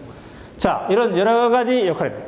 가장 상징적인 요즘의 것은 낙곰수도 이런 실피줄 언론이라고 할 수 있죠. 최병성 목사님. 이 목사님은 우리 시민기자예요. 근데 기사를 쓸 때마다 엄청난 독자들의 반응을 불러요. 쓸 때마다 한 40만 명이 읽어요. 주로 뭐 4대강에 대해서. 근데 이 사람은 쓸 때마다 또 독자들로부터 원고를 받아요. 우리는 지금 8만 명의 시민기자가 있는데 그 중에 4만 명이 한 번 이상 기사를 써봤어요. 여러분, 오마이뉴스에 기사를 쓰면 오마이뉴스 회사가 여러분들에게 원고를 줍니까, 안 줍니까? 네? 주죠. 물론 많이는 안 줍니다. 탑 기사에 올라가면 5만 원 드립니다. 맨 밑에 가면은 2천 원 드립니다. 네, 건당 2천 원이 장당이 아니라 건당. 근데 오마이뉴스가 또 주는 원고료가 있는데 그건 뭐냐면 이게 우리 특허예요. 독자들이 여러분에게 주는 원고료입니다. 지금 우리 12년 역사상 한 기사에 가장 큰 원고료를 받은 사람은 도올 김용욱 교수입니다. 한 기사 썼는데 원고료를 무려 3천만 원 받았어요. 3천만 원. 무려 7천 명의 독자가 돈을 냈습니다. 그래서 제가 이 대학생들한테 그래요. 등록금이 버겁습니까? 그럼 오마이뉴스에 내가 얼마나 등록금이 버거운지 절절하게 쓰세요. 그럼 아마 400만 원 거칠 거예요. 네? 네, 한번 해보세요. 여러분. 도전해보세요. 자, 이런 사람들이 개인 미디어예요. 지금 이번에 서울시장 선거에서 이른바 투표 인증샷 놀이를 했잖아요. 이게 젊은이들이 참여했다, 젊은이들이 판을 바꿨다, 이러한 조중동과 한겨레와 경향신문의 기사보다도 여러분에게 더 절절하게 다가설 수 있잖아요. 자, 이 학생은 손가락 이렇게 펴면 박원순 지지했다고 알려지니까 손가락 편 대신 주먹을 쥐고 지금 인증샷을 찍어서 올렸잖아요. 이분은 새벽 6시에 올렸어요. 임산부인데 예정일 지난 임산부. 조마조마해서 새벽 6시에 신랑과 함께. 그래서 투표를 마치고 나서 뭐라고 했나요? 아이야, 이제 이 세상에 나와도 된단다. 네. 얼마나 적나라한 자기의 마음을 보여주고 있습니까? 이 사람도 인증샷을 이렇게 보냈어요. 3만 원에 눈이 멀었어. 이 얘기는 뭐냐면은 우리가 투표 인증샷을 멋있게 찍어준 사람에게 10사람을 뽑아서 3만 원을 드리겠습니다. 이런 캠페인을 했더니 거기 눈이 멀어가지고 찍었어요. 근데 아마 당선자가 안 됐을 거예요. 컨셉이 이상해, 이거. 응? 뭐 아무것도 없어. 자기네들 둘의 얼굴, 아마 이 부부 사이인 것 같은데. 뭐 이거 동네인 거는 같으나, 무슨 어떤 투표소라는 느낌도 안 나고, 어쨌든 3만 원 못 받았을 것 같아. 자, 결과적으로 이게 뭐예요? 너희가 안 바꾸면 우리가 바꾼다. 이 사인이잖아요. 최근에 일어나는 안철수 현상. 이런 것도 그런 거예요. 기존 정당들이 제대로 못하니까 새로운 뭔가가 벌어지는 거잖아요. 근데 이러한 흐름이 서울시장 선거에서만 그랬던 것은 아니죠. 중앙일보가 4.27 재분쇄 때도 마찬가지 보도를 했어요. 자, 이게 굉장히 상징적인 그림입니다. 이게 강원도지사 엄기영과 최문순이 붙었지 않습니까? 여러분, 엄기영과 최문순이 대결한다는 얘기를 접했을 때 여러분은 아마도 엄기영이 될 것이다 이런 생각을 했을 겁니다. 일단 외모를 보세요. 외모. 네? 네. 비교 우위가 어디에 있습니까? 네. 엄기영은 그렇잖아요. 근데 우리 최문순은 또 그렇잖아요. 누가 최문순의 외모를 아주 적나라하게 비교를 했는데 최문순의 외모는 강원도의 감자와 옥수수를 섞어놓은 것이다. 이런 표현을 했어요. 네. 그 다음에 인지도, 사전 인지도 조사에서 엄기영은 맨날 MBC에 나왔기 때문에 90%의 인지도, 최문순은 단 5%. 근데 뚜껑을 열어보니 달랐는데 왜 그랬을까? 이게 바로 엄기영 개인의 트윗의 확장성이었어요. 저게 최문순 개인의 트윗의 확장성이었고 최문순 캠프는 이랬습니다. 그러면 왜 트위터에서 RT를 할까, 사람들이? 왜 최문순이 썼는데 RT를 해줬을까? 그 사람들이 나랑 맞다, 내 마음이 움직인다, 다른 사람들에게도 권해야 되겠다, 이 확장성이 있었기 때문이죠. 그러니까 세 판을 벌일 때 여러분 우리랑 같이 합시다 이렇게 권유를 하죠. 근데 권유를 당한 사람이 마음이 안 움직이면 세 판을 만들 수가 없어. 그러니까 마음을 움직이게 하는 그 무엇, 그게 있어야 된다. 근데 우리 이번에 서울시장 선거에서 20대도 박원순을 압도적으로 지지했지만 30대가 가장 그랬죠. 혹시 여기 30대 오셨나요? 손 들어보세요. 30대. 내가 30대다. 네, 세 분. 네. 30대 여러분은 도대체 왜 그러십니까? 왜 이렇게 편파적이십니까? 네? 네. 75.8 대 23.8. 심각한 불균형. 근데 이번 서울시장 때만 그랬던 게 아니라 6.2 지방선거에서도 마찬가지였어요. 6.2 지방선거 때. 그럼 왜 그러느냐? 중앙일보하고 YTN이 7개월 전에 조사했습니다. 그랬더니 모든 분야에서 현재 계층에 대한 불만, 미래에 대한 불안, 정치적 불신, 안티 MB 여론의 진원지, 이게 30대가 가장 압도적. 물론 20대도 만만치 않지만, 이러니 선거 결과가 그렇게 나올 수밖에. 신기하죠? 이 7개월 전에 조사했던 이것과 이번 투표율이 거의 정확히 맞죠? 그죠? 그러면 30대가 뭘 원하느냐? 가장 절실하게 생각한 것은 더 이상 경제 성장이 아니에요. 경제 성장은 세 번째잖아요. 양극화를 완화해두고 삶의 질을 개선하라. 이런 요구가 있는 거죠. 자, 우리가 새 판을 짤 때 이제는 한두 명이 해서는 안 돼. 함께 해야 돼. 시민과 함께. 그랬을 때 새 판을 짜기 위한 권유도 지금과는 다른 방식으로 해야지 통할 수 있어. 그래서 우리가 진보집권 플랜을 썼을 때 이 홍보를 보통의 경우는 직업 기자들에게 하잖아요. 근데 우리는 트위터상에서 홍보를 했어. 2시간 동안 트위터상에서 일반인들을 대상으로 기자회견을 한 거죠. 이 장면은 뭐냐면 제가 조국 교수를 PC방에다가 감금시켜놓고 한 10분 정도 트위터란 무엇인가 가르치고 있어요. 지금 이 자가 우리 이제 수습 기자인데, 가르치고 있습니다. 이 수업 후에 2시간 동안 트위터 들어가고 얘기를 했더니 무려 3,000명이 여기에 관심을 표명했어요. 뭐 RT하고 뭐 어쩌고 팔로우하고 막 서로서로. 그러면서 우리가 홍보 역할을 해주겠다 그러더라고. 그때 오고 간 얘기가 뭐냐면 이 책이 조금 나가기 시작하면 우리가 이벤트를 하나 하자. 어떤 이벤트를? 북 콘서트를 하자. 그때는 놀림 반, 진 반으로 했어요. 북 콘서트를 하면은 조국 교수의 노래를 들어볼 수 있겠다. 근데 조국 교수만 하면 뻘쭘하니까 오연호도 한번 해봐라. 이렇게 놀림 반으로 생각난 아이디어가 북 콘서트였어요. 근데 실제로 그게 이루어져 버렸어요.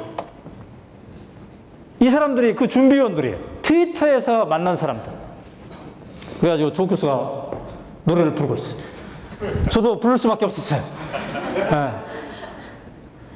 자발적 참여는 힘이 세다. 그러니까 조국 교수와 내 머릿속에서는 도저히 나올 수 없는 북 콘서트라는 새로운 유형의 창의적인 뭔가가 나온 거죠.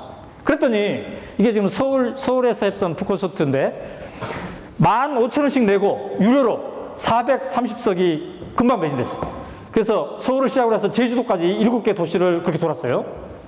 근데 서울 콘서트 날 이 여대생이, 이 대학교 2학년 여대생이 트위터에다가 뭘 하나 새 매체를 창간했는데 그게 바로 오마이 연호라는 매체였어요.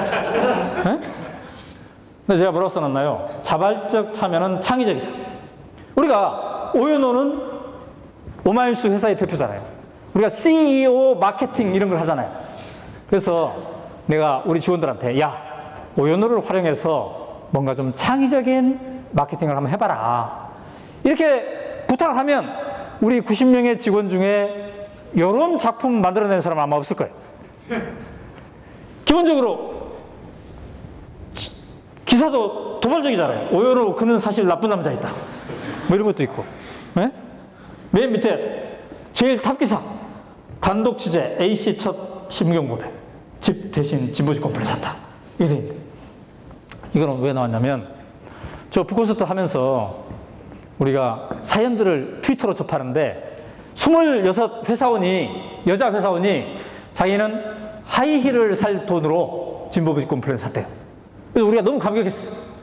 이 40대 두 남자가 감격해가지고 이 26세 여사원에게 우리가 하이힐을 사주자. 근데 하이힐이 얼마인지를 몰라가지고 10만 원 상품권을 딱 줬어요. 그랬더니 이 사연을 접한 고려대 법대 4학년짜리가 자기는 법전 살 돈으로 진보집 건물을 샀다. 이렇게 트위터에 올렸어요. 그래가지고 이거를 우리가 또 감격스러워하면서 다음 북 콘서트 때 이 법대생을 무대 위로 불러 올렸어요. 그래가지고 조국 교수가 쓰던 법전에 사인을 해가지고 조국 교수의 법전을 줬어요. 그랬더니 그 장면을 본 한 30대 아주머니인지 뭐 뭔지 모르겠으나 아주 30대 이분이 자기는 집 살 돈으로 진보집 건물을 샀다. 이렇게 해서 이게 좀 된 거예요. 자발적 참여가 만든 창의는 전전된다. 엄청 미화시켜놨죠, 지금. 에? 어쨌든, 한 독자는 또 이렇게 해줬어요. 홍대 앞에 조폭 떡볶이 있죠. 그래서 조폭 떡볶이를 먹는 모임, 이런 게 생겨났고, 그 다음에 대전에서는 이런 모임도 생겨났어요. 이 10만인 클럽이라는 것은 오마이뉴스의 유료 독자 모임인데, 이 유료 독자들에게 우리가 주는 것이 강의예요. 10만인 클럽 강의. 근데 이걸 맨날 서울에서만 하니까 왜 대전에서는 왜 안 해주냐? 대전에서도 라이브로 해라. 해가지고 그 자기들끼리 추진 모임을 만들어가지고 실제로 우리가 지역에서도 했어요.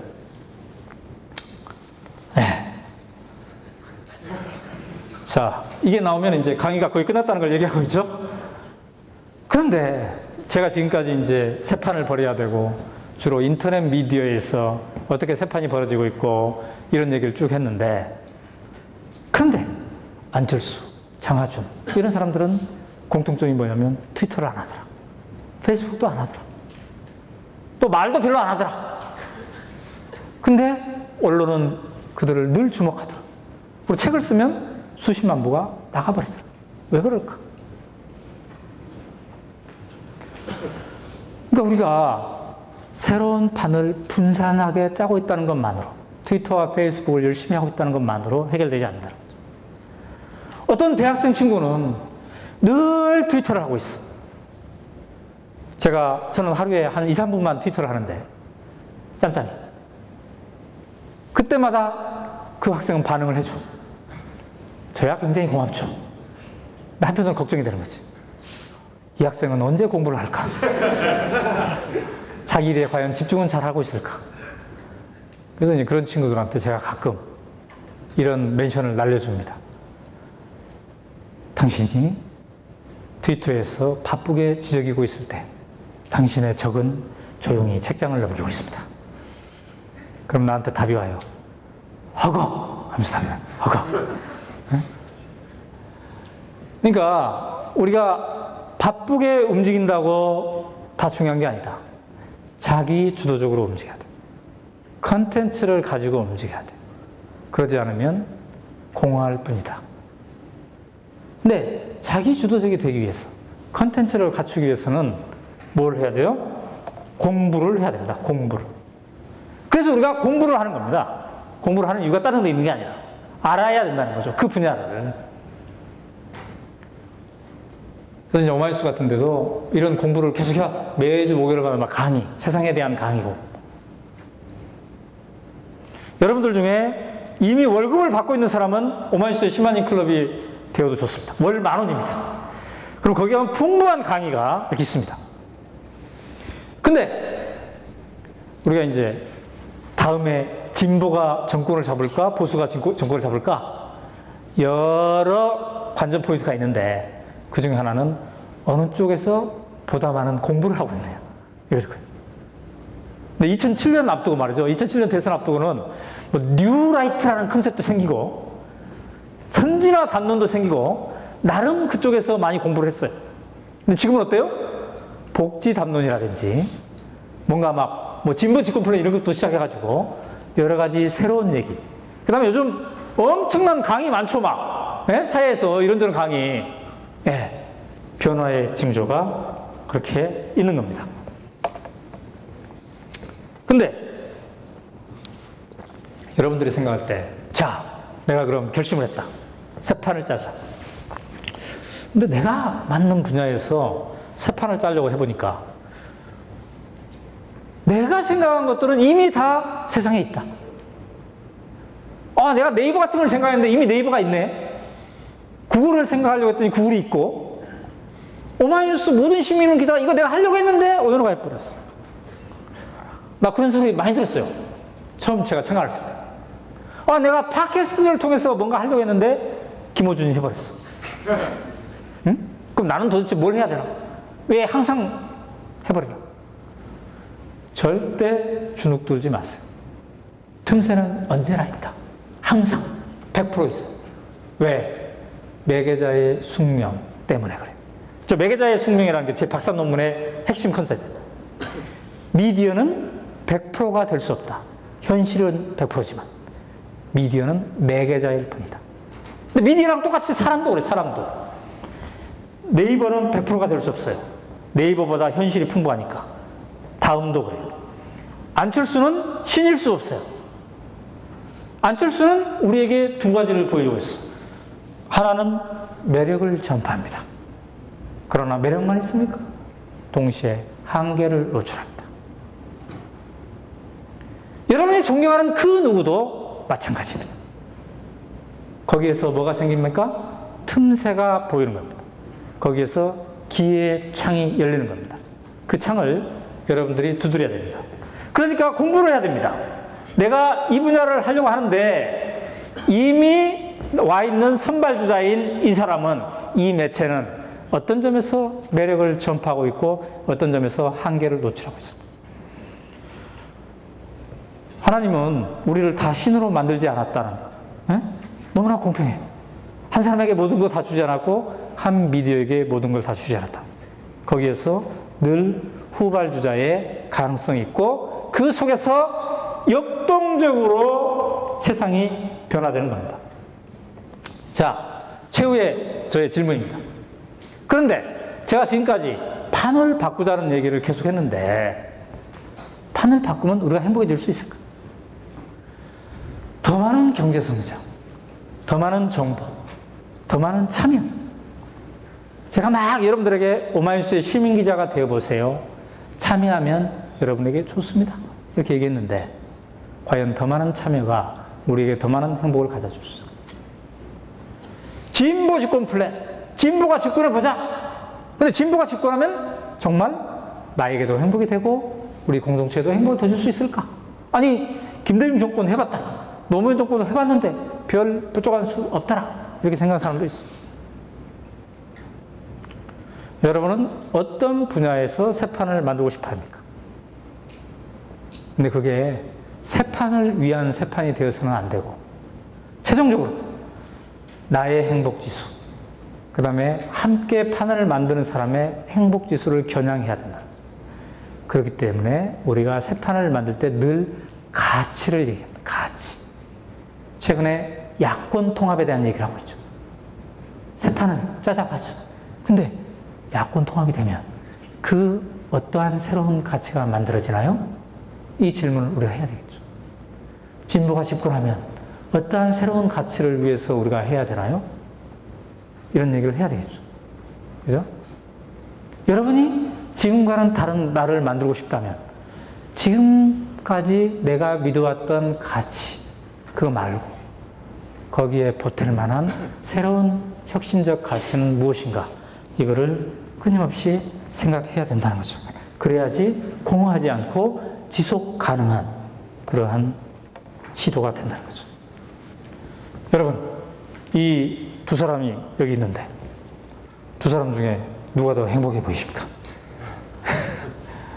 둘 다 배경은 똑같아요. 배경은 우리 시골 동네. 우리 시골 동네. 이 사람은 직업상 세상에 일어나는 대부분의 뉴스를 알고 있어야만 하는 그런 사람. 그 다음에 도시에 살고 있죠. 저 소녀는 50가구 가까운 한적한 시골의 나무꾼 소녀. 세상 걱정 하나 없는. 근데 제가 지금 이 나이에 저 삶을 추구한다고 해서 과연 가능할까요? 불가능합니다. 두 가지를 잘 조화를 해야 되겠죠. 지금 이렇게 살고 있지만 끊임없이 저 세계의 가치, 저때 꿈꿨던 것, 저때 꿈꿨던 초심 이런 것들을 잃지 않고 내가 이거를 잘 해야 되겠죠. 그래야 제가 균형 있게 행복해질 수가 있겠죠. 저거를 통해서 저를 만나볼 수 있습니다. 오늘 한양대에서 강연 들었던 학생입니다. 이러면 제가 100% 마파를 해줍니다. 감사합니다.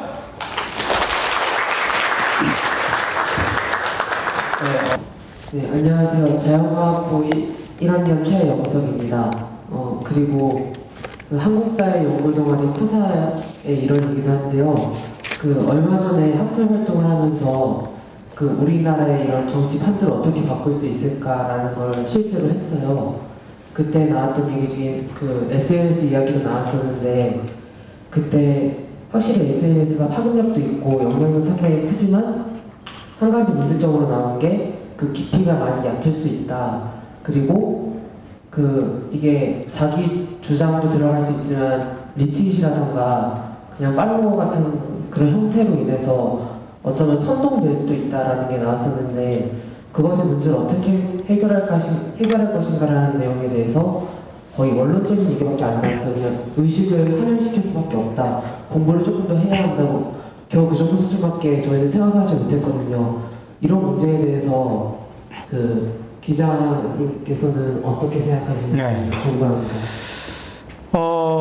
요즘 이제 미디어 소비 행태 중에 상당히 새로운 현상이 뭐냐면은 미디어의 소비를 여러 매체를 결합해서 융합되게 소비를 한다는 거죠. 그러니까 트위터를 여러분들이 할 때 140자 이내로 그것만 소비하는 것이 아니라 트위터에 링크로 이렇게 달리잖아요. 네? 그런 걸 소비하고 그 다음에 트위터를 통해서 오연호가 지금 주목받고 있다. 그러면 여러분 또 네이버 가서 오연호 한번 쳐보잖아요. 그죠? 그 다음에 TV, 그 다음에 또 심층적인 기사 이런 거를 같이 보는 거죠. 그래서 SNS, 트위터 문제 있다. 페이스북 문제 있다. 문제가 되는 사람은 그 매체만 단편적으로 활용하는 사람. 문제가 되지 않기 위해서는 트위터에 이런 얘기가 떴단 말이야? 그러면은 자기가 그와 연관된 것을 검색해 본다든가 찾아보면서 종합적으로 활용해야 되죠. 엊그저께 우리 사무실에 한때 소동이 벌어졌는데 그 이유가 뭐였냐면은 이건희가 사망했다. 이게 카톡으로 들어왔다요. 카톡으로.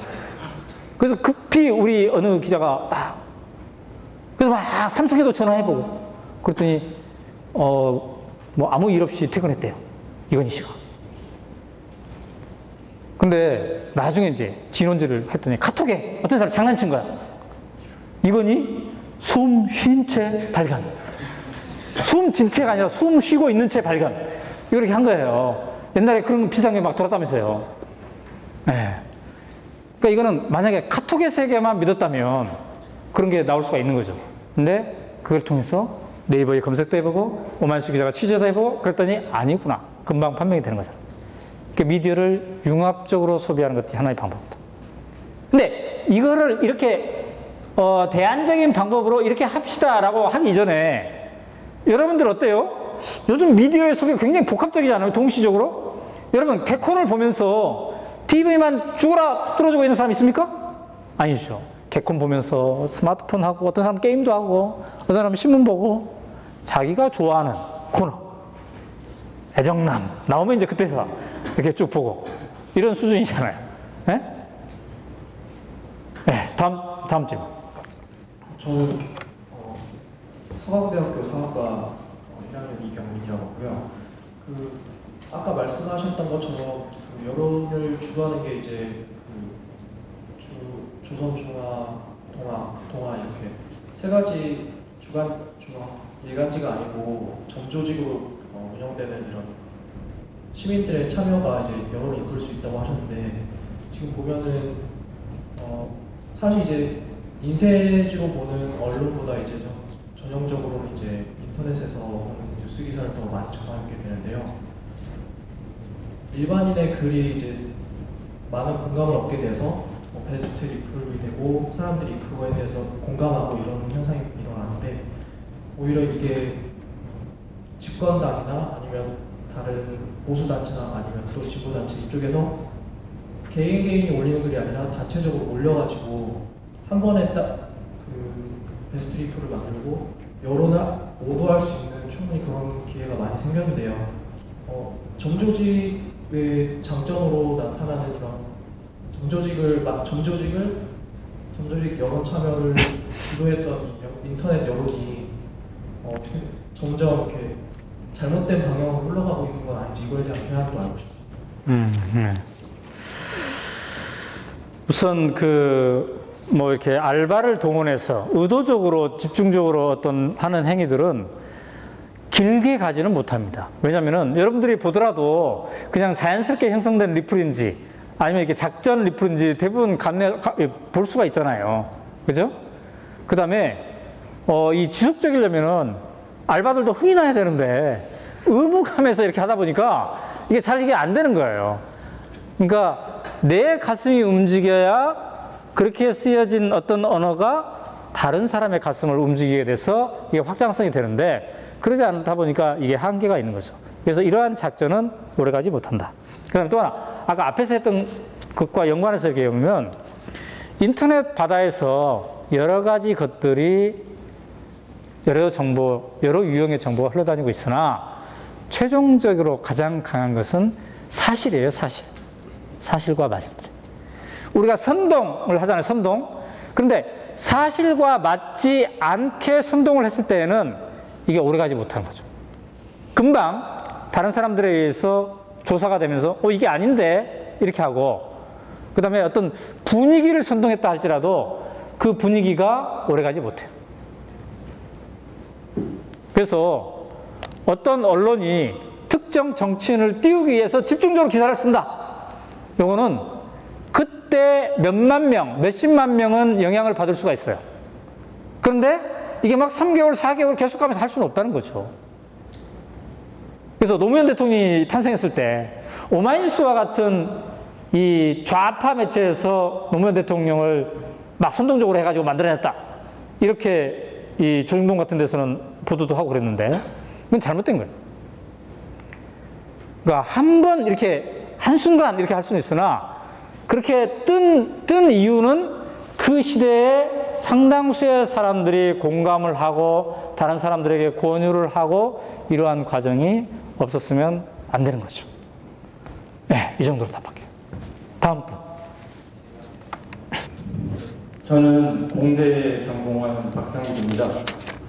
최근에 아까 처음에도 강의 시작할 때 말씀드렸듯이 저는 요즘 뛰는 기사가 이제 뭐 여당 쪽의 소통 이런 문제에 대해서 요즘 관심이 좀 많거든요. 그러니까 요즘 최근에 모든 기사를 보면 다 사람들의 시선은 야로 다 주목이 되어 있고, 뭐 낙곰수나 뭐 이런 걸 보면 다 소통의 문제는, 야권에서는 소통의 문제는 잘 해결된 것 같은데 이쪽에서는 소통의 문제가 잘 해결되지 않는 것 같아요. 그걸 어떤 식으로, 그러니까 여당 쪽에서는 어떤 식으로 소통을 해서 그 판을 새로 짜야 되는지 한번 그 의견을 듣고 싶거든요. 네. 제가 진보 집권 플랜을 쓴 사람인데 보수 집권 플랜까지도 제대로 써달라고 하는 거죠. 사실 저도 기대를 했어요. 진보 집권 플랜 마지막에서도 보수 플랜, 제대로 된 보수 집권 플랜도 나왔으면 좋겠다. 그런데 제대로 된 거는 안 나오더라고. 오히려 이쪽 판에서만 막 계속 새로운 것들이 나와서 과잉이 될 정도로 지금 이제 나오고 있는데, 근데 아까 제가 그랬잖아요. 이 SNS라든지 이런 것들이 기본적인 밑바탕은 시민 참여다. 그러니까 우리가 웹 2.0 이런 얘기가 나왔을 때 그 핵심 컨셉이 뭐예요? 개방, 공유, 집단지성, 함께하기 뭐 이런 거잖아요. 근데 기본적으로 보수는 뭐예요? 엘리트가 세상을 움직인다 이거잖아요. 예? 엘리트가 세상을 움직인다. 그러니까 좀 못 배운 사람들은 좀 가만히 있고 엘리트들이 따라온 좀 지시하는 대로 잘 따라오면 세상이 안정된다. 이런 게 기본적으로 있는 겁니다. 그러니까 이 옆과 뭔가 대화를 하기보다는 이렇게 위아래의 수직적인 관계에 그동안 계속 물들여져 있는 거죠. 아니 여러 예를 들 것 없이 박근혜 씨만 보세요. 박근혜 씨. 에? 한나라당의 왕이잖아요. 근데 신기한 게 박근혜 씨는 기자들이랑 차분히 앉아서 깊게 얘기를 해본 적이 없어요. 여러분 박근혜 씨 뉴스를 항상 보세요. 그럼 항상 어딘가에 엘리베이터 앞에서라든가 어딘가에 계단에서 난 기자들이 진짜 불쌍하고 멍청한 기자들이야. 왜 이렇게 엘리베이터 앞에서 무슨 구걸하듯이 이렇게 하냐는 거죠. 나는 한나라당 출입 기자들이 박근혜를 대상으로 파업을 해야 된다 생각해요. 우리는 더 이상 당신을 엘리베이터 앞에서 만나기 싫다. 그 다음에 계단에서 쭈그려서 하기 싫다. 이렇게 해야 돼요. 근데 그걸 못하잖아. 그런 것부터 바꿔야 되는 거죠.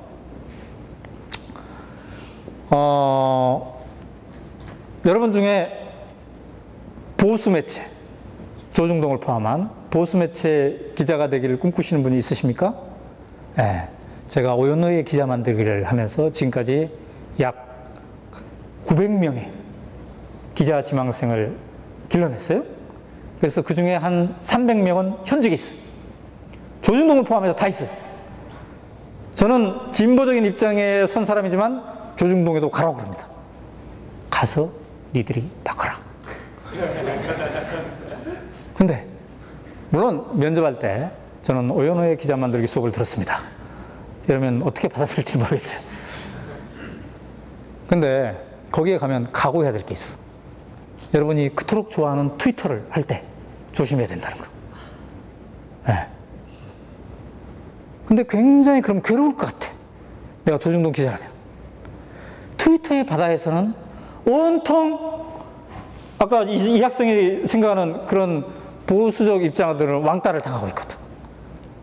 그러니까 내가 조선일보 기자입니다라고 트위터를 하기가 상당히 불편한 그런 공간으로 돼버렸어. 그때 조선일보 기자는 어떻게 해야 될까요? 왜 저 같은 사람을 왕따시키나요? 하면서 오히려 더 발랄하게, 더 자기의 가슴을 열고 그래 네가 나를 그럼 욕해봐라 하면서 해야 되겠죠. 그런데 내가 알고 있는 조중동 기자들 이렇게 보니까 피해버려. 그러니까 조중동 기자 중에 파워 트위터가 없잖아요. 별로 없죠? 없어요, 별로. 덜어는 있습니다만 없습니다. 이게 문제라고 나는 생각해요. SNS가 대세다라는 기사가 조중동에는 많이 나오는데 정작 그 사람들은 그 판에 뛰어들어가지고 싸우지를 잘 않는 것 같아요. 물론 이제 회사에서 자칫하다가 회사의 방침과 다른 내용을 트위터에 날릴 수도 있으니까 우려해서 그런 점도 있습니다. 그럴 때일수록 어깨에 힘을 풀고 가슴에 긴장을 풀고 한번 이렇게 허심탄회하게 대화해보는 우리 보수를 걱정하는 청년, 굉장히 귀한 청년인데 열심히 고민해보세요.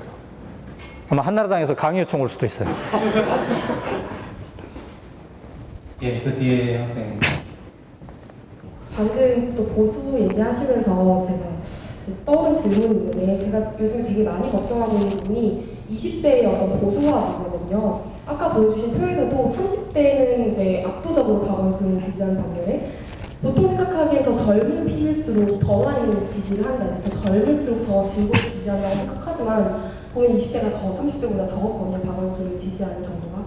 근데 제 주변만 보더라도 제가 잠실동에서 교회를 다니는데 종부세 문제라든지 이런 거 얘기하다 보면 아 노무현은 빨갱이였다 이런 식으로 얘기하는 친구들도 정말 있고 나경원 뭐 투기 문제에서도 그게 무슨 문제냐 그런 식으로 얘기하는 친구들도 있고 특히 군대 갔다 온 제 친구들 지금 막 한창 제대하는 나이거든요. 제가 3학년이라서 근데 연평도랑 천안함을 같이 겪어서 그런지 좌빨들 이렇게 얘기를 하면서 이제 그런 용어를 진짜 써요. 한 50대 아저씨들 용어 같은데 그런 용어를 20대 애들이 탁 젊은이들이 쓰면서 북한을 물리쳐야 된다고 그런 식으로 굉장히 어떻게 보면 옛날식으로 얘기하면 반공교육을 되게 추천하고 바꾸는 게 조금씩 있더라고요. 그래서 제가 정말 요즘 들어서 걱정이 되는 게 이제 30대 같은 경우에는 어떻게 보면은 좀 전세난에 털려보기도 하고 출산을 앞두고 막 정말 열악한 현실에 정말 털려보기도 하면서 복지가 중요한 담론이구나 경제 성장보다는 좀 복지를 또는 이제 양극화를 해소하는 정당에 투표를 하자 이랬는데 20대들한테는 그런 생각이 별로 없는 것 같아요. 그 이유가 뭔지 저도 잘 모르겠지만 그래서 계속해서 우려가 되는 부분이 이 지금 현재 우리 20대 이 자리에 앉아 계신 분들은 대부분 좀 진보적인 생각을 가지고 계시겠지만 안 그런 사람들이 더 많고 구체적인 통계로 따져봐도 이번 서울시장 선거에서 20대 투표율은 30%밖에 안 되거든요. 그래서 혹시 기자님께서 선배님으로서 인생 선배님으로서 이런 부분에 대해서 어떻게 저희한테 좀 해결책을 이제 제시해 주실 게 있으신지 말씀을 좀 듣고 싶습니다. 근데 20대와 30대 비교해서 왜 30대가 그러면 저럴까요? 30대는 20대는 아직 세상 현실을 직접적으로 해보지 않았잖아요. 지금 공부하고 있고 막 준비하고 있는 상황이다. 30대는 세상 물정을 이제 알아요. 겪어보니까 이게 세상이 이런 거구나. 이게 우리 사회가 바뀌지 않으면 안 되겠구나. 나 혼자 열심히 한다고 되는 게 아니구나. 이걸 이제 알게 된 거죠. 근데 이제 20대에 대한 규정을 그렇게 하셨는데 저는 그렇게 규정하는 것이 자칫하면은 섣부를 수 있다. 이렇게 생각하는 거예요, 또. 그래서 저는 이제 요즘 20대들을 어떻게 규정하기보다는 제가 20대들을 배우는 프로젝트를 하나 하고 있어요. 네. 그래서 저 진보집권 플랜은 오연호가 묻고 조국이 답하다 이거잖아요. 제가 지금 요새 하고 있는 것은 오연호가 묻고 청춘이 답하다 이런 걸 하고 있어요. 특히 20대.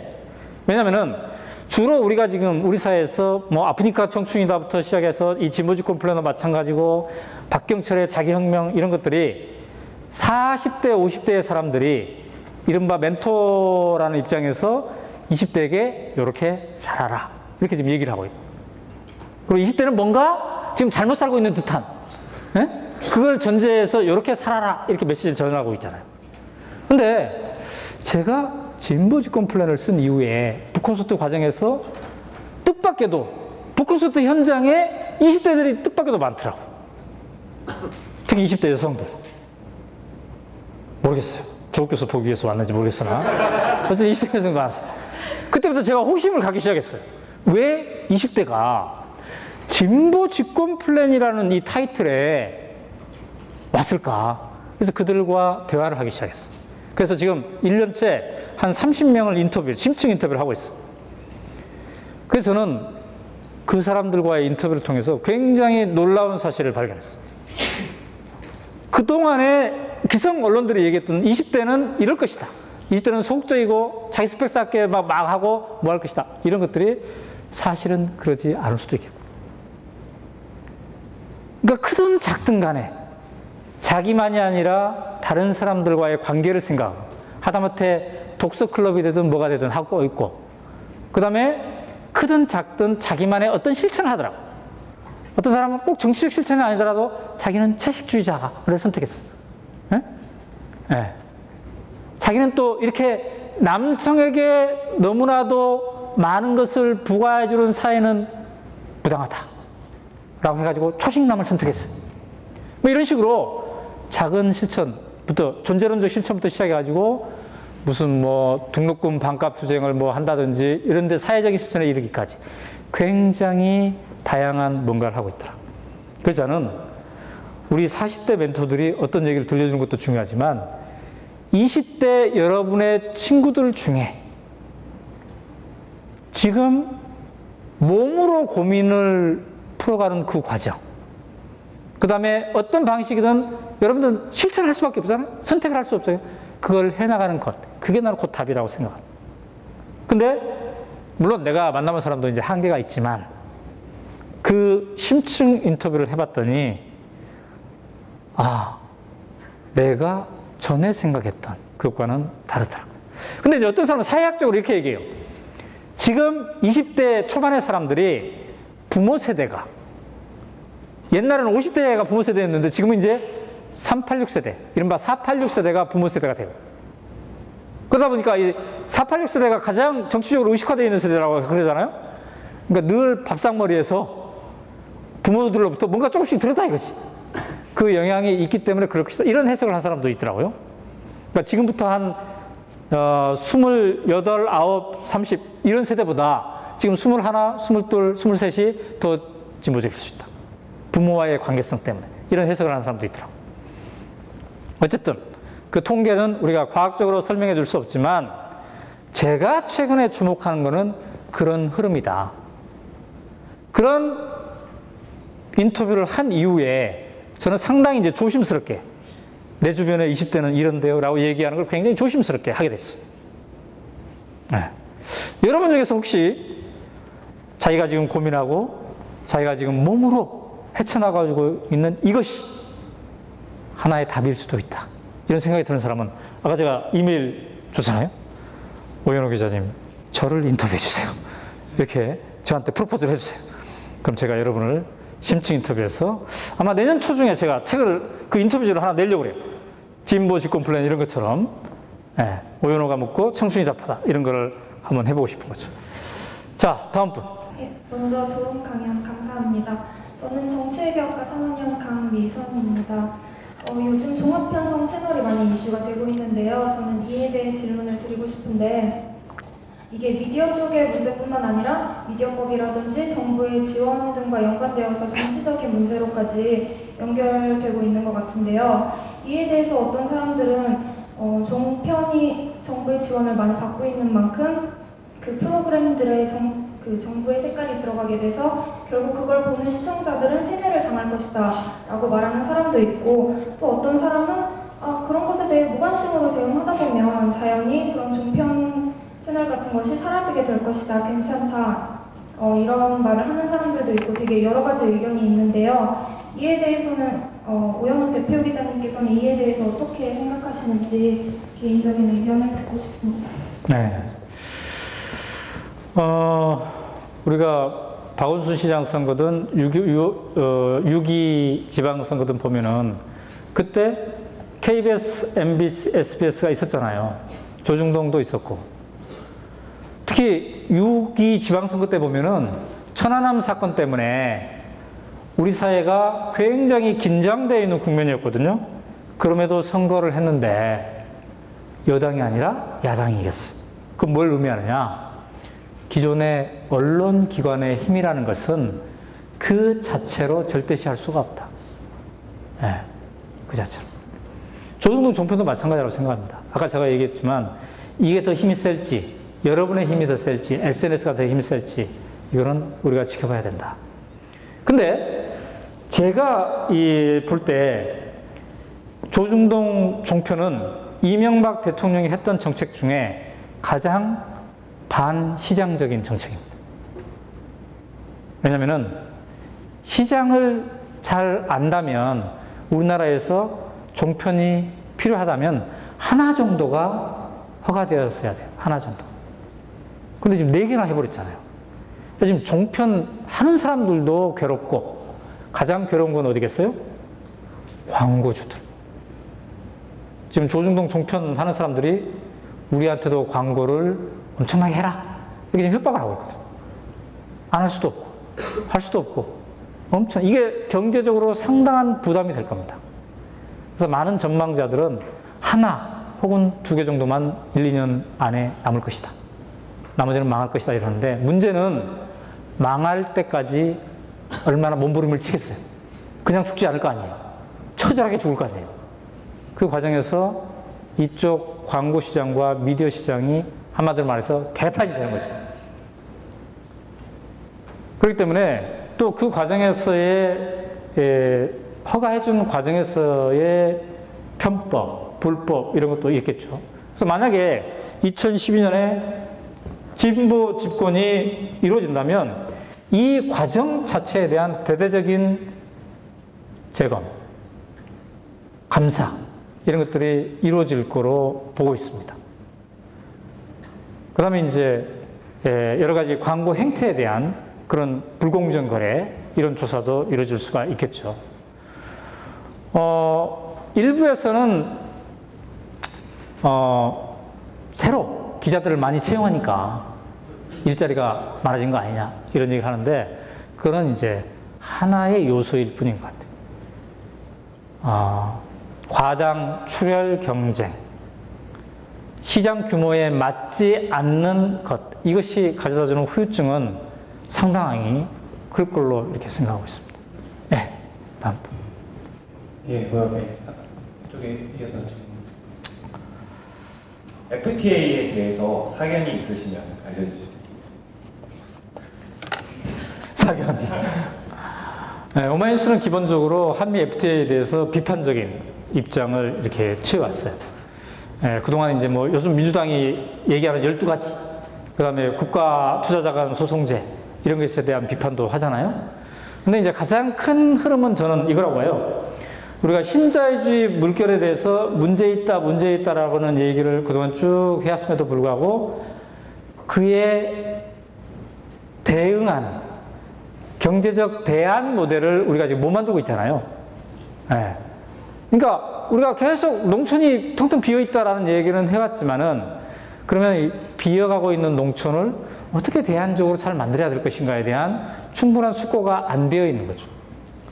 안 되어 있는 상황에서 참여정부, 이건 이명박 정부만의 문제가 아니죠. 참여정부 때 그거에 대해서 얼마나 잘 알고 이게 되었나. 그때 우리가 잘 모르고 했다는 것을 현재 과거에 참여정부 인사들이 했던 말들을 보면 알 수 있잖아. 예를 들면 유시민 씨 반성한다고 그러잖아. 네. 그 다음에 노무현 대통령마저도 좀 신중했으면 좋겠다라고 막판에 그랬잖아요. 그런 것들을 보면은 심지어 위정자들마저도 자기네들이 소신껏 이 길이 옳다고 했던 것마저도 세상이 변하니까 우리가 덜 점검했구나 이렇게 나서는 것 같아요. 그래서 저는 그 경우를 보면서 언론인으로서도 반성이 돼요. 그러니까 우리는 언론이 권력을 감시한다고 하지만 그래도 권력자들이 굉장히 막 힘찬 목소리로 신빙성 있게 이렇게 얘기하면은 그래도 우리가 세금으로 꾸민 정부인데 최소한 여기까지는 점검했겠지 하고 이렇게 한꺼풀 접어주면서 가는 그런 게 있거든요. 근데 이번 사례를 통해서 우리가 얼마나 국가에서 추진하는 정책들을 꼼꼼하게 잘 따져보고 재점검해야 되나 그런 것들을 다시 한번 처절하게 느끼는 것 같아요. 그래서 저도 굉장히 한편으로 개인적으로 부끄러워요. 우리가 그 참여정부 때 FTA 물결에 대해서 반대를 기본적으로 하긴 했지만 어느 정도 알고 반대했고 어느 정도 진하게 이 얘기를 했었나 이런 것들이 굉장히 미진했다고 보는 거죠. 예, 질문하실 분 혹시 더 계신가요? 예, 그럼 한 번 더. 저는 정치외교학과에 재학 중인 김명지라고 합니다.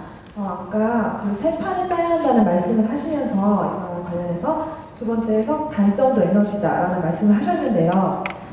이거랑 관련해서 내 속에 있는 것들을 너무 빨리 판단하지 말라 하시는 말씀하셨고 좀 구체적인 예로 기자와 소극성이 상충되는 그런 것들을 예시로서 들어주셨는데요. 저는 앞으로 기자가 되게 희망하는 학생으로서 좀 개인적인 질문일 수도 있는데 기자랑 이런 적극적인 직업과 소극성이라는 면은 좀 상충이 될 수 있는 것 같아요. 근데 이거를 해결하기 위해서 어떻게 소극성이라는 것을 활용해서 이것을 창조 에너지로 만들고 진짜 기자라는 직업에 걸맞는 요소로 만들 수 있는지 좀 구체적으로 설명해 주시면 감사하겠습니다. 우리 기자들 중에도 두 부류가 있어요. 한 부류는 굉장히 막 적극적이죠. 예를 들면 정치부 기자. 막 이 국회의원, 저 국회의원 아주 잘 만나고 막 점심시간도 하고 이렇게 하고. 근데 기사는 안 나와요. 기사는. 응? 근데 어떤 기자는 조용조용하게 이렇게 근데 기사를 쓰면 완전 제대로 된 기사를 써요. 네. 그러니까 소극성을 다른 표현으로 얘기하면 차분한 적극성이 될 수도 있다는 거죠. 그러니까 예를 들면 한미 FTA에 대해서 기가 막힌 분석을 하는 사람. 이거는 소극성, 적극성과 상관없는 거예요. 네? 자기는 외향적이지만 어떤 하나의 사안을 접하면 그 사안에 대해서 현상과 본질을 구분해낼 정도로 깊이 파헤친다. 이러면 이건 기자가 될 가능성이 있는 거죠. 기자라는 게 현상과 본질을 구분할 줄 알아야 되거든요. 현상적으로는 이것이 막 엄청나게 뭐가 있는 것 같아요. 근데 본질을 따져보니까 그건 아니에요. 네? 이 두 가지 구분을 할 줄 알아야 돼요. 그래서 주로 소극성 이런 것들이 대인 관계에서 이런 거일 텐데, 근데 이제 기자를 취재하는 행위를 하다 보면은 사람도 변해요. 처음에 점점. 우리가 이런 얘기가 있습니다. 물가에 가지 않으면 목을 축일 수가 없고 너무 깊이 들어가면 빠져 죽어버린다.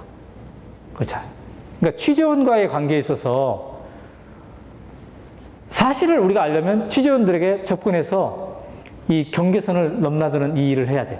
근데 지금 소극적이라고 그랬잖아요. 그러면 처음에는 한 발짝, 두 발짝만 가.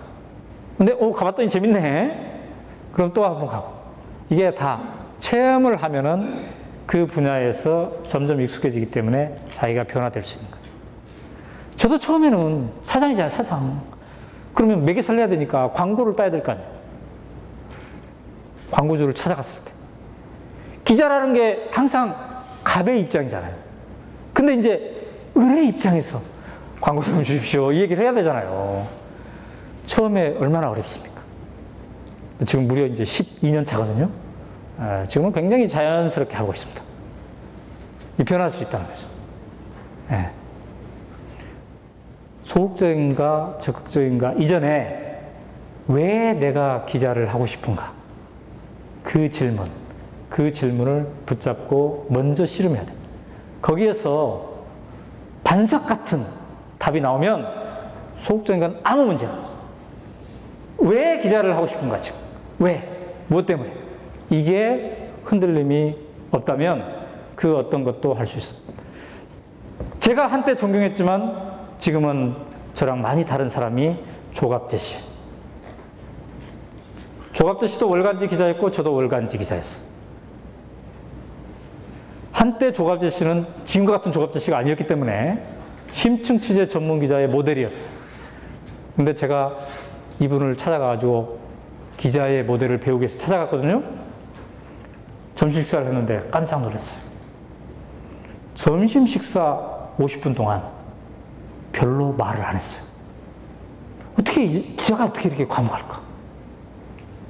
보통 기자들은 만나면 그래도 맥주 한잔 해야지 뭐 이러면서 하는데 술도 안 먹어요. 담배도 안 피워. 뭔 낙으로 사는지 모르겠어요. 이 사람이 취재를 잘할 것 같지 않아. 나도 40분 동안 밥 먹으면서 불편했다니까요. 상대방이 좀 얘기도 좀 해주고 이래야지 좀 이게 밥이 잘 넘어가잖아요. 그런데 그때 당시에 엄청난 특종들을 많이 했어. 네. 그러니까 나의 지금의 스타일이 아니라 내가 왜 그 일을 하고 싶은지 그게 발견되면 그 일을 집요하게 잘 해낼 수 있다고 생각합니다. 네, 그러면 2시간 정도 질의응답까지 강연하고 있어서 이어졌는데요. 다시 한번 오늘 큰 박수 부탁드리겠습니다.